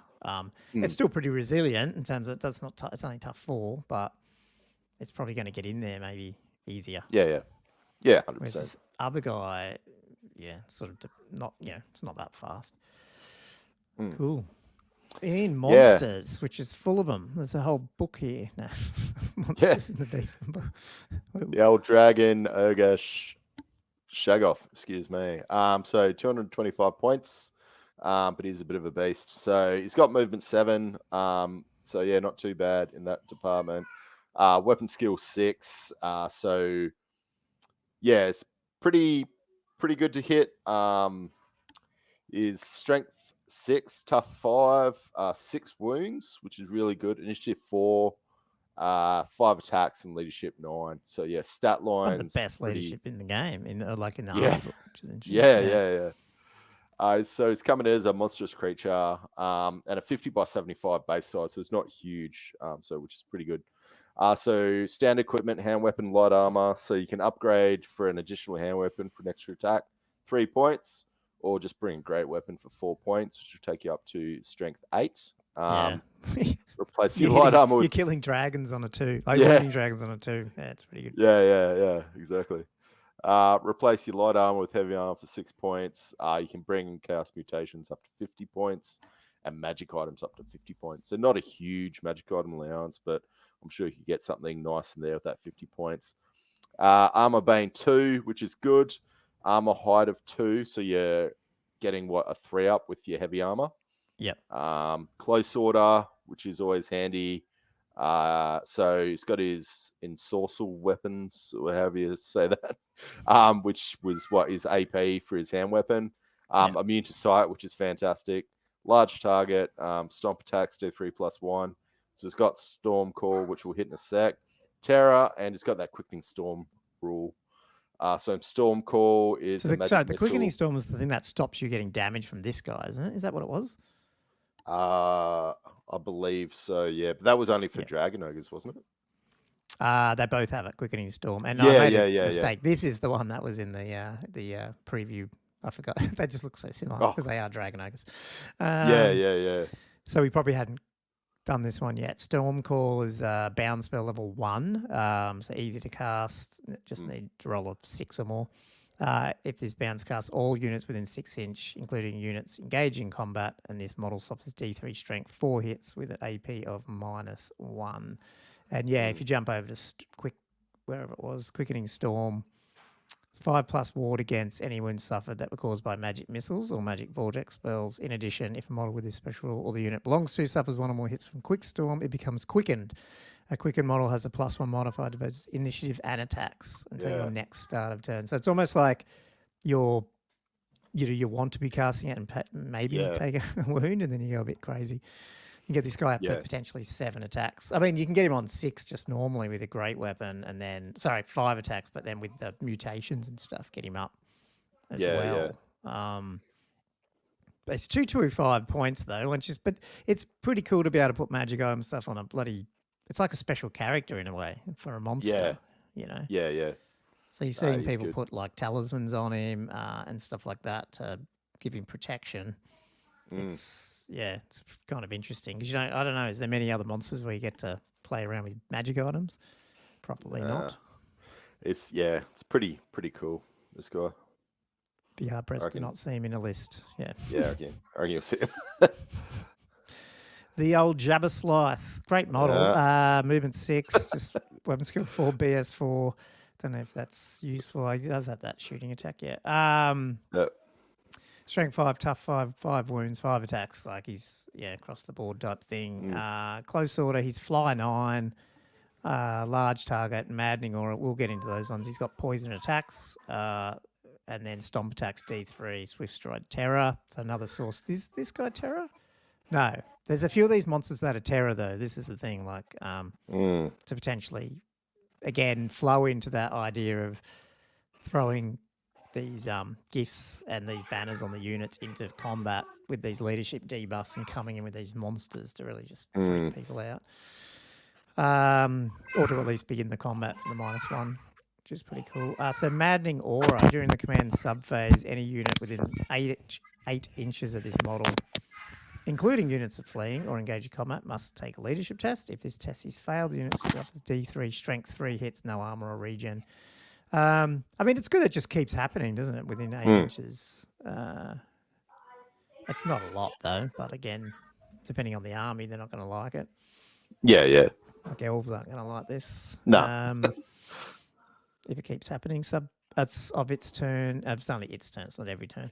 Okay, so Spurting Bile Blood. For each wound this model loses during combat, the attacking enemy unit suffers a strength 4 hit with AP -1.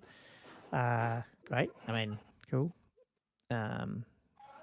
I mean, it's okay, those things, but it's a bit annoying when you're getting, to use that rule, you have to be dying. But anyway. Yeah. And then Wicked Claws. So his strength 5 is at -2, so that's like old school. Yeah, and then he's just got this 12-inch sticky tongue or slidey tongue. Sorry, strength 5, -1 AP, move and shoot, quick shot. So he can still march and shoot. And move and shoot without penalty, is that right? So he's hitting on freeze. If for close range, I guess, because they're still close. I don't know, strength 5. Sort of random little shitty attack. Hit. Yeah, I think again, this guy looks pretty interesting. It's just, I think, he reminds me of like the old, because I like sometimes seeing these 5 attack, strength 5, tough 5, like that's sort of 5 across the boards. They're not overpowered, but 195 points, he's sort of getting up there. He does fly, though. That's cool. So he can get around and be annoying. Terror. And flying terror monsters are awesome. So, yeah. Don't know. He's not too bad, but he might just, he might be outshone by the Gorgon and stuff. I don't know. Yeah, agreed.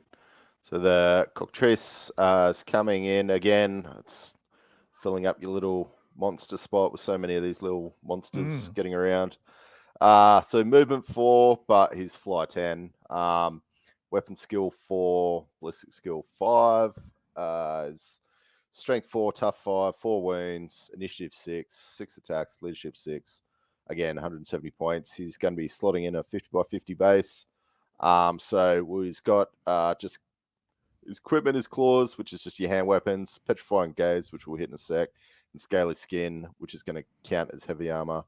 So you can take an acid vomit attack, and you can have poison attacks for 10 points. So acid vomit, 20 points. His special rules, it's going to be close order. As we said, he flies 10, large target, stomp 1, he's stony stare, swift stride, and terror.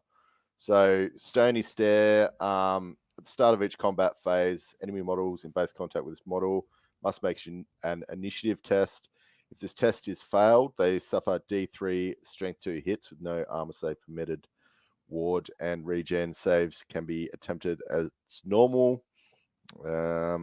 The problem with that one is I just feel like it's an initiative test, so there's a lot that's initiative 3. There's a few that are 2s. Against the right matchup, you do a little bit, but I mean, it's only D3 strength 2. It feels like you got to like roll, and they got to fail initiative test, and then you've got to roll a 5 or 6 at least, even wound them. Yeah. It's not scary. You'd go, okay, I'll risk that. So the petrifying gaze, so your shooting attack, so it's 18-inch range. It's only strength 2, but we'll hit that in a sec. So it's magic attacks and multi-wound 3, which is pretty good. But again, this is going to be coming down to obviously very situational. So when you make a roll to wound for an attack made with this weapon, you substitute the toughness for its initiative. No armor saves permitted. So yeah, it's going to be very good against low initiative models, especially the multi-wound 3, because you're probably going to be going after those singular targets. That's the thing. So what's singular? It's like the I mean, potentially things like gyrocopters, but like monsters maybe, but then a lot of the monsters have characters on them, which they might have lower initiative, but the character you take the character's initiative, it's higher, don't you? I can't remember.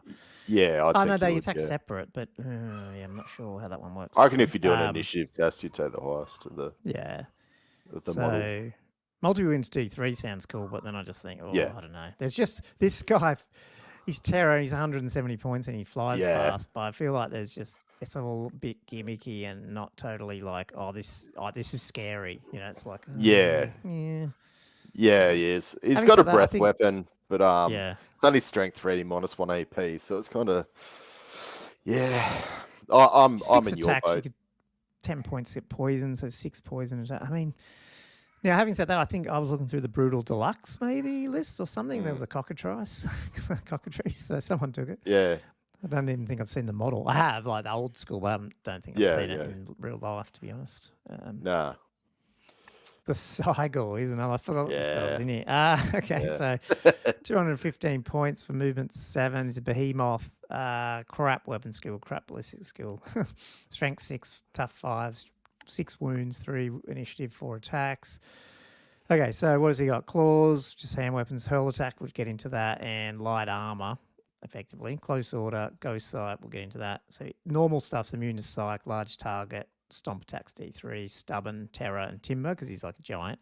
But he's got these 2 special things. So ghost sight is during the combat phase, he may reroll any failed rolls to wound made against enemy wizards, enemy models or units equipped with any magic item, or enemy models or units with ward or regen saves. So he's sort of like a character. I mean, that's why he's got crap weapon skill, but he's only got 4 attacks, weapon skill 2. So he's hitting on, 4s, if not 5s. Yeah. Would he ever hit on 6s? Maybe, I don't know. But yeah, 4 attacks isn't too scary. I mean, come on. I mean, he's strength 6, but has he even got, what's his actual? Does he have AP? So if he hits you with his strength 6, you've still got full save anyway, don't you? Yes. So he's not. Yeah, it's not scary at all. Well, what's this thing? So Soul Eater is an enemy wizard that wishes to cast a spell within 12 inches of one or more of these Cygors must first take a leadership test. If this test has failed, the wizard has lost their nerve, and should they fail to cast, the spell has been miscast, and the active player immediately rolls on the miscast table to see what befalls the unfortunate wizard. If this test is passed, the wizard can continue. So basically, a failed cast within 12 inches is a miscast. That's pretty scary if you have a few of these wandering around. But then again, I don't believe miscasts are that scary like they used to be either. So exactly. It's what's his points? 215. 215. And then he can throw the rocks. So he's basically got a catapult. Bombardment is the catapult rule thing, isn't it? And then so cumbersome, so that's can't move or shoot, and -2 to shoot. Which doesn't count.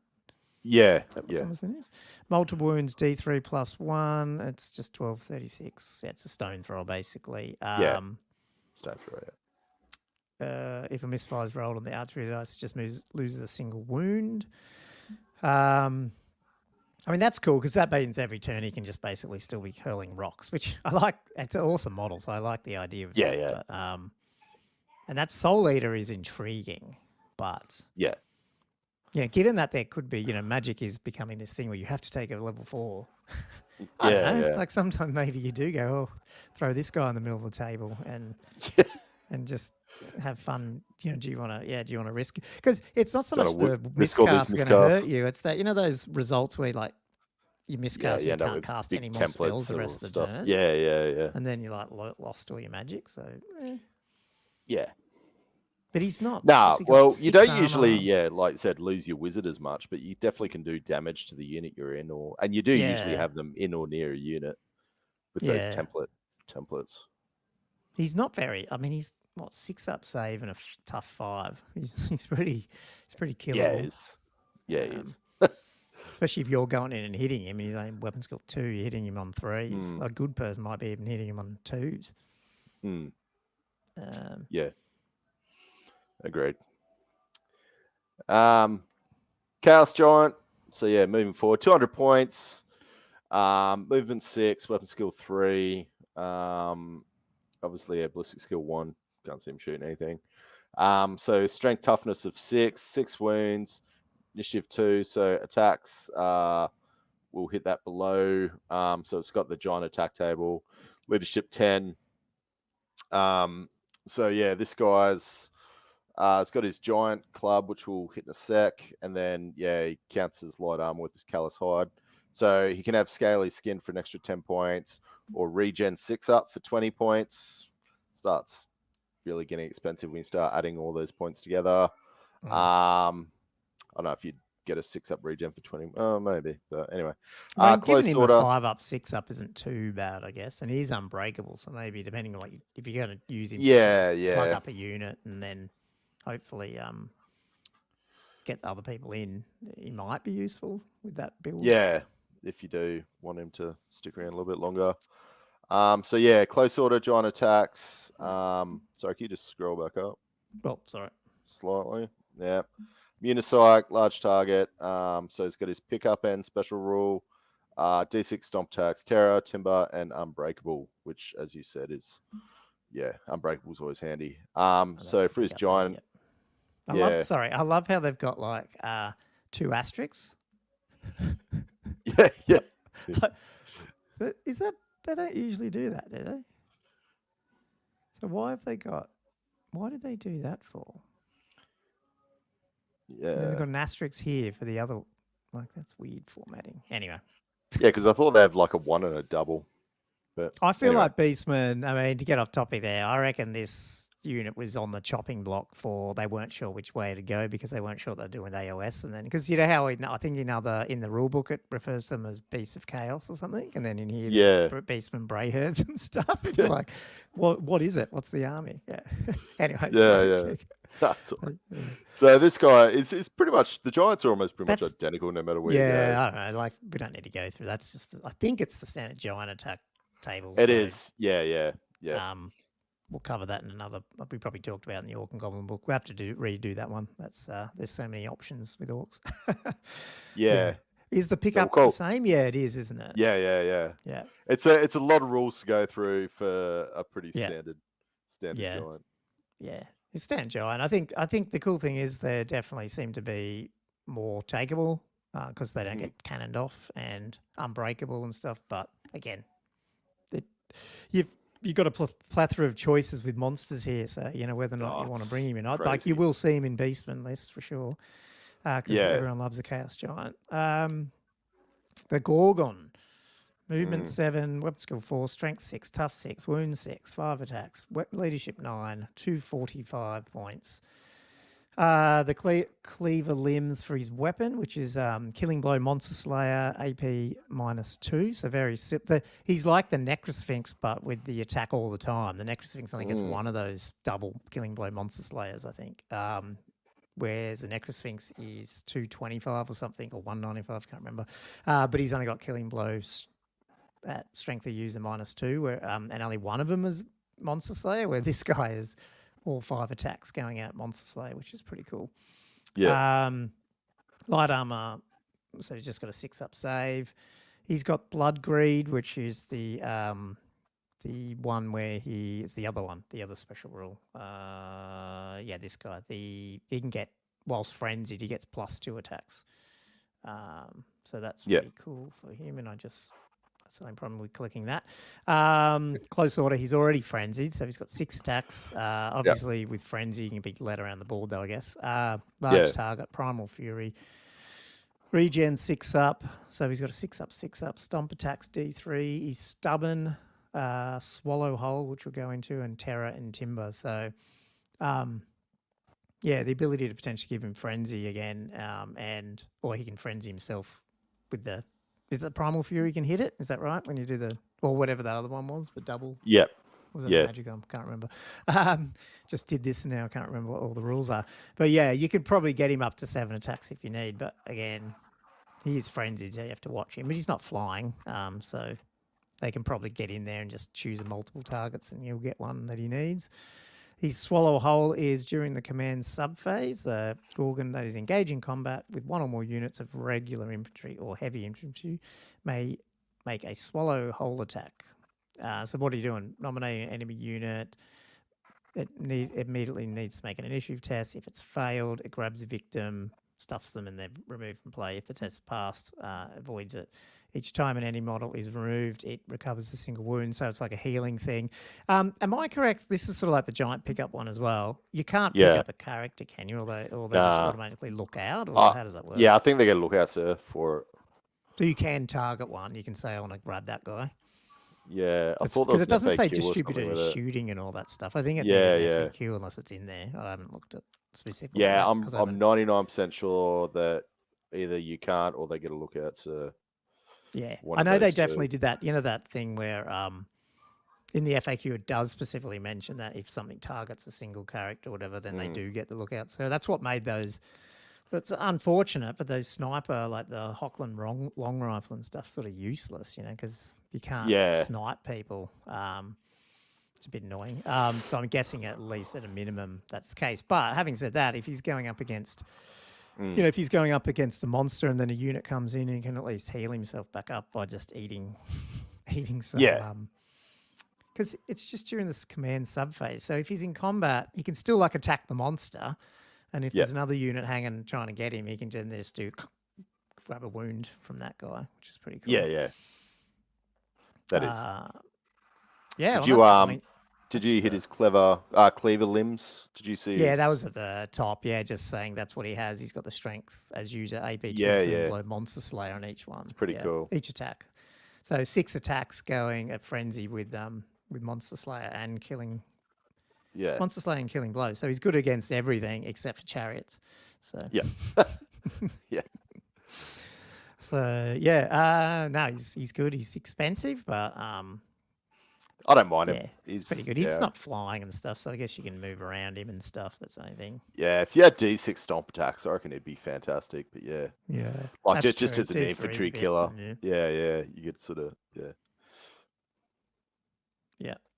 Well, that's the main guys. What do you think about what stands out for you? Like, what's the highlights of this book? Or I mean, what are you seeing in some of the lists that you've seen? Did you see any builds that stood out, or you hadn't had a look too much at that? Nah, not builds. I actually like the infantry. Like the infantry seem like they're really just their stock standard, the gore herds. And having I don't know if you would go beast gores as well, but both of them, like for what you're paying, you seem to be getting a pretty. Oh, these gore herds look good, man. If you can mitigate across that the board leadership. effectively, if you're charging and then like I said, what's it called, warband and horde. They got horde, and warband. So you're encouraged to get up to +3. You could get them up to +3 leadership on these guys. Yeah. And re-rolling that charge to get. I mean, you should be getting the charge off. I mean, that's what you're trying to do, I guess. Unless you take skirmishes as a different unit, but yeah. Yeah, you got so many different options with just everything in the book. Like, you can go like real monster heavy, go more, obviously you got your chariots in there, and I rate it. The chariots, the chariots are good too. It's just because in core, and this is what I like about Old World, it's not just specific to the Beastmen, but I think it's compared to what it probably was, is you can fill your core with useful shit and you're not just filling it up with like core tax. Like with those other banners and stuff, and if you've got characters in this gore herd, which basically can break and run down many units if they can win a combat at -2 or -3 leadership. That's just a core unit, and then you got all those chariots as well, which are like breaking people's ranks, and that's just core, And then in special, depending on what you're taking, you might have, well, you can bring the Minotaurs in, but you can, if you've got a Doom Bull, you can bring the Gorgon into special and have another or two. You probably, I don't know, you probably fit 3 Gorgon. Yeah, you could. You could run 3 Gorgons if you wanted to. I think with Doom Bull and Minotaur, like, it'd be pretty fun. Like, I don't know if it's competitive, but it'd be pretty cool to have like Doom Bull, Flying Bray, Shaman, dude, Minotaurs, Gorgon, Giant. Like, I don't know, probably wouldn't win, but it's if you're looking for a fast army to paint, I mean, that'd be interesting to do, you know, like just a Yeah. couple of monsters. It looks a bit AOS-y, let's be honest. But I mean, I don't know. I sort of like what they've done here, where if you need to go souped up monsters or souped up characters, you don't have to paint as much stuff and get an army on the table that can still do a bit of damage. Which is pretty They cool. have I know it's still early days, but I believe these guys, somebody sent out the rankings the other day for tournaments. I believe yeah, the I haven't even looked at Beastmen were actually up quite there. up there. Yeah. Right. That might have been on Squarebase. You might have been right. I saw something. Could have been, yeah. I don't know if that was win rates when I looked at it, but it was like the armies that have been playing the most. Maybe it was win rates. I don't know, but it was they were up there, which is kind of interesting. Yeah. Which does that mean people pull them from AOS, or they just had a lot of armies left over, like as in AOS armies, and they brought them over, or did they hang on to them? I don't know. Yeah, I'm sure. I certainly didn't see many Beastmen in 8th when I was playing it. There was a couple of people who just loved them and played them really well, like Simon Turner. But he didn't. I think seriously, I think he might have. Maybe I played one other Beastman guy, and that was it. In all the year. It wasn't the most common. Yeah, you'd see a couple of lists here and there, but not. Yeah, they definitely weren't. Yeah, I wonder how they're going to go with if they are, like the rumor I sort of said before, if Empire and Beastmen are the next batch coming out, I wonder how they'll how they'll fare. Like I think they'll be pretty popular. They're very they're very Warhammer-esque. Like the whole Empire and them attacking Empire and stuff. I think is like they're all in the original Conrad series. They're in a lot in Gotrix and Felix. Like they're interesting army to have. They've definitely been around. And I feel like they just wouldn't. Oh, well, they were neglected in 8th, and they died off, and you didn't see them. Yeah. Which is a shame. I might just cover Demonology quickly and Dark. Is it Dark? Yeah, because we hadn't really touched on them in any of the other books. So I thought, interesting to see. So they got and they can take elementalism, I think is the other one, but we've probably covered that, and everyone knows that. I feel like Demonology and Dark Magic, at least from my side, I don't see it a lot, so it's cool to go through. So another magic missile as a SIG spell, target enemy units on a 9, 18 inches, 2d6 strength 4, AP -1. So that's a souped up fireball. It's a good SIG spell. Yeah, I mean, I would love that as my signature spell. You run 2 shamans. One of them's got Voltide. One of them's got this. One of them's got a ruby ring. You're shooting off some magic missiles. No wonder before the FAQ that they were like using this stuff and then re-rolling their wounds. Steed of Shadows. So conveyance. Cast value 9, 15 inch. Target's friendly model whose troop type is infantry. If the target friendly unit is not fleeing and is not already moved, it's fly 12 special rule. I guess you cast it on, other characters, or like, for example, like a Doombull running around and stuff as well. Give it fly. I don't know. Yeah. There's options. Fly 12 too, Yeah, that's true. Yeah. That's really good. Do you want to sorry. So your number 2 is Gathering Darkness. So it's a hex, needing a 9+ cast, range of 12.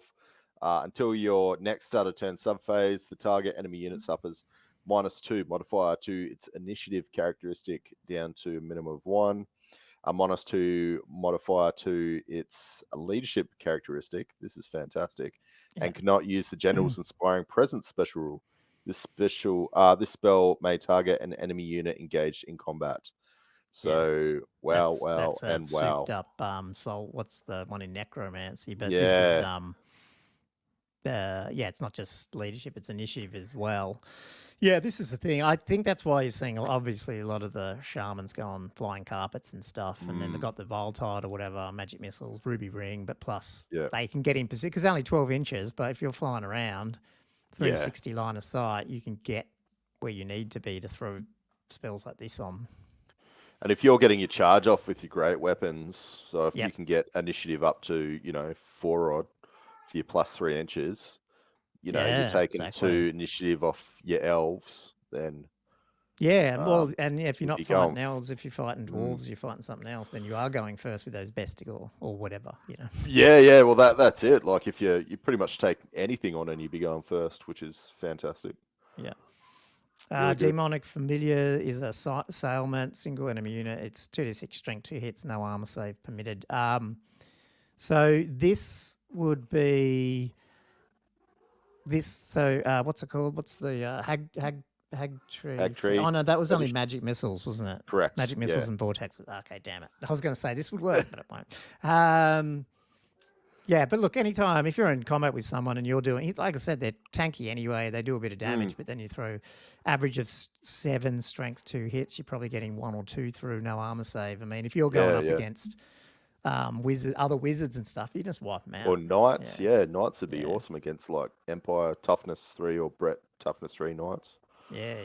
Like you could definitely pip off a couple Plus, of those. you're doing this every turn in combat. Like it's not just you get 2 goes at this every turn. You know, because it's their turn, your turn. It's a great way to add combat res. As well. Yeah, it's pretty good. Yeah, it is. So yeah, demonic vessel. So it's an enchantment, casting value of 10, so starting to get up there a little bit. Range of self.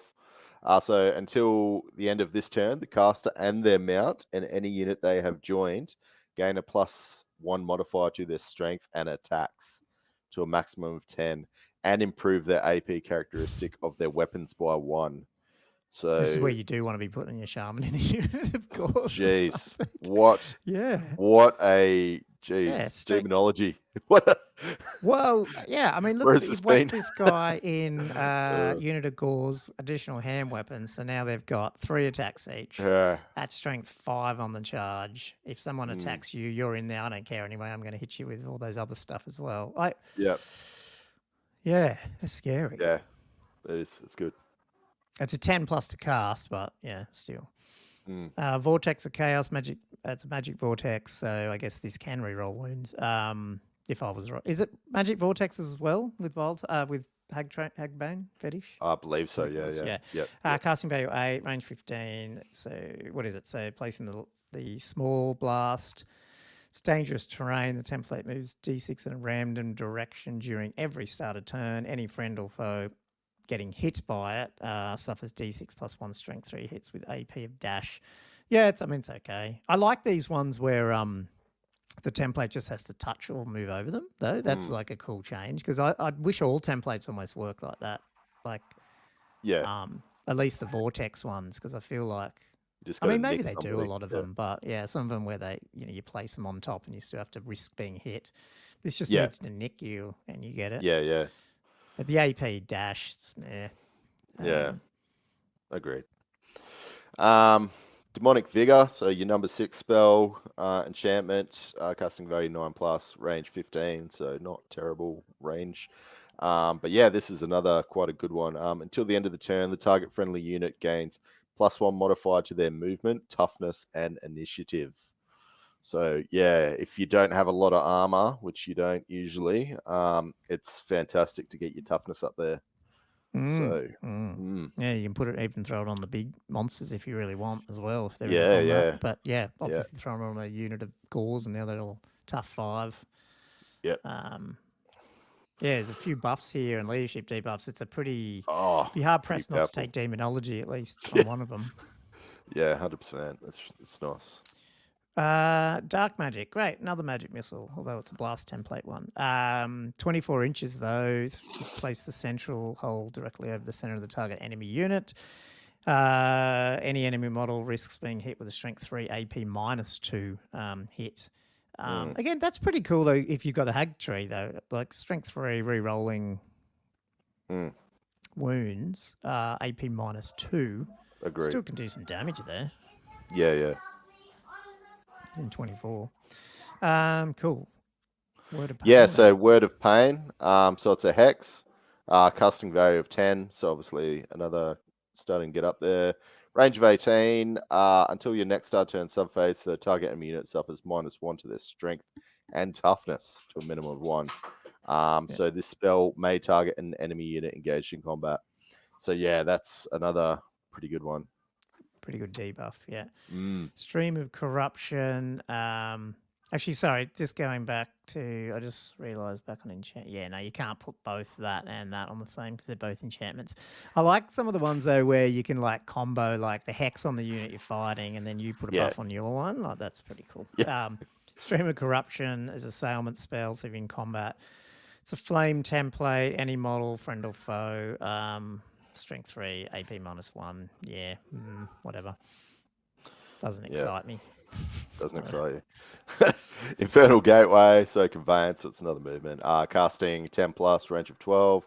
So this spell can only target friendly characters, but may target characters engaged in combat. So yeah, that's good. If the target friendly character is not fleeing, you may immediately remove it from the battlefield and replace it anywhere within 12 inches of its original location, but not within 6 of any enemy models. Note that this spell allows a character to leave combat. So not too bad if you want to get out of combat. It's kind of one of those things, but I suppose, would you take it? I suppose you try and maybe, like you said, with the flying carpet, not even get into combat, but I mean, yeah, like I think it's pretty interesting. I mean, it's I think it's, yeah, I don't know. I like, again, it's not a game chat. There'd be games where it's vital that this went off. Probably those. So yeah. Especially being able to pull things out of combat. I mean, it's a little easier to get out of combat, but if you keep losing, it's not. So yeah.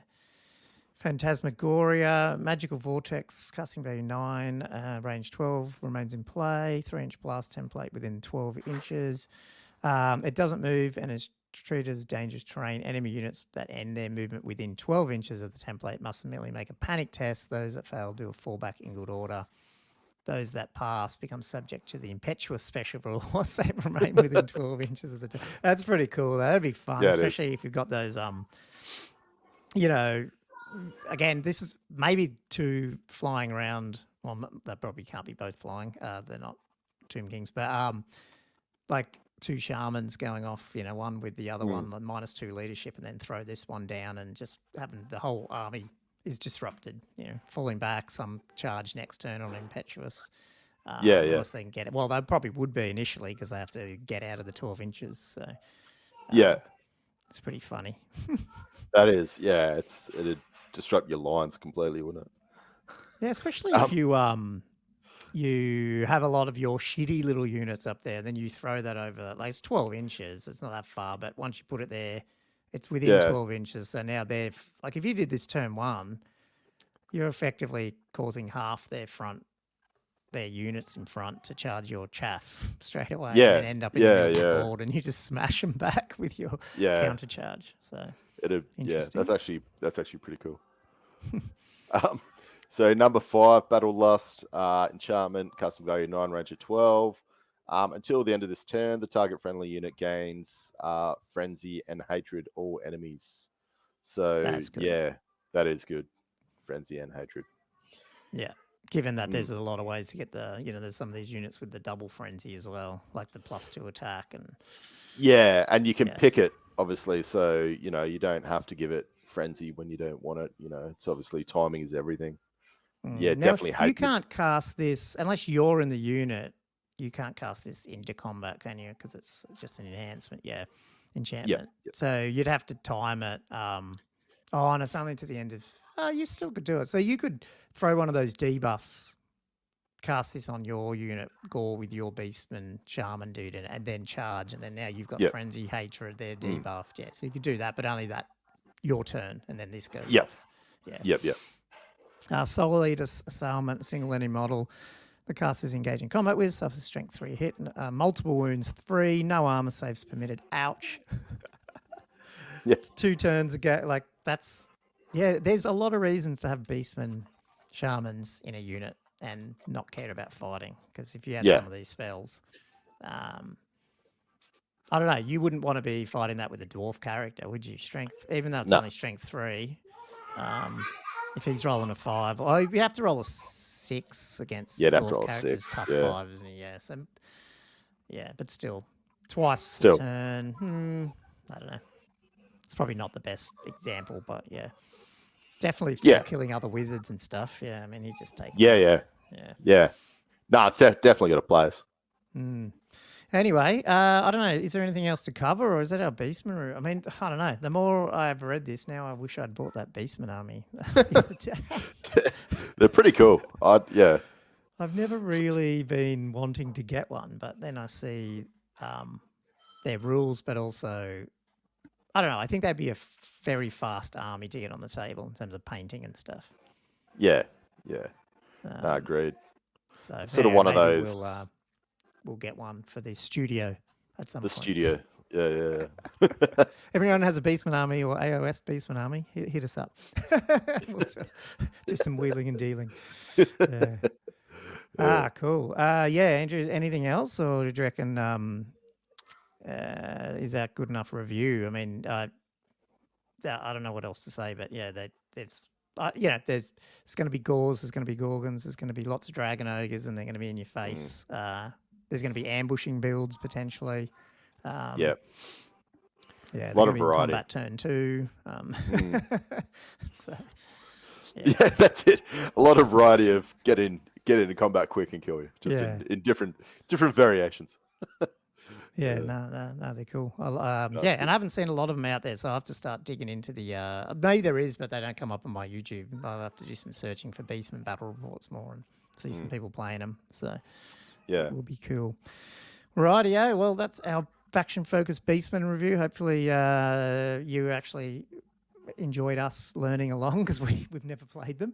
For all you Beastmen people, hit us up in the comments. We all get to learn together. Tell us where we got it all wrong, or which ones we totally missed, because I'm assuming we did.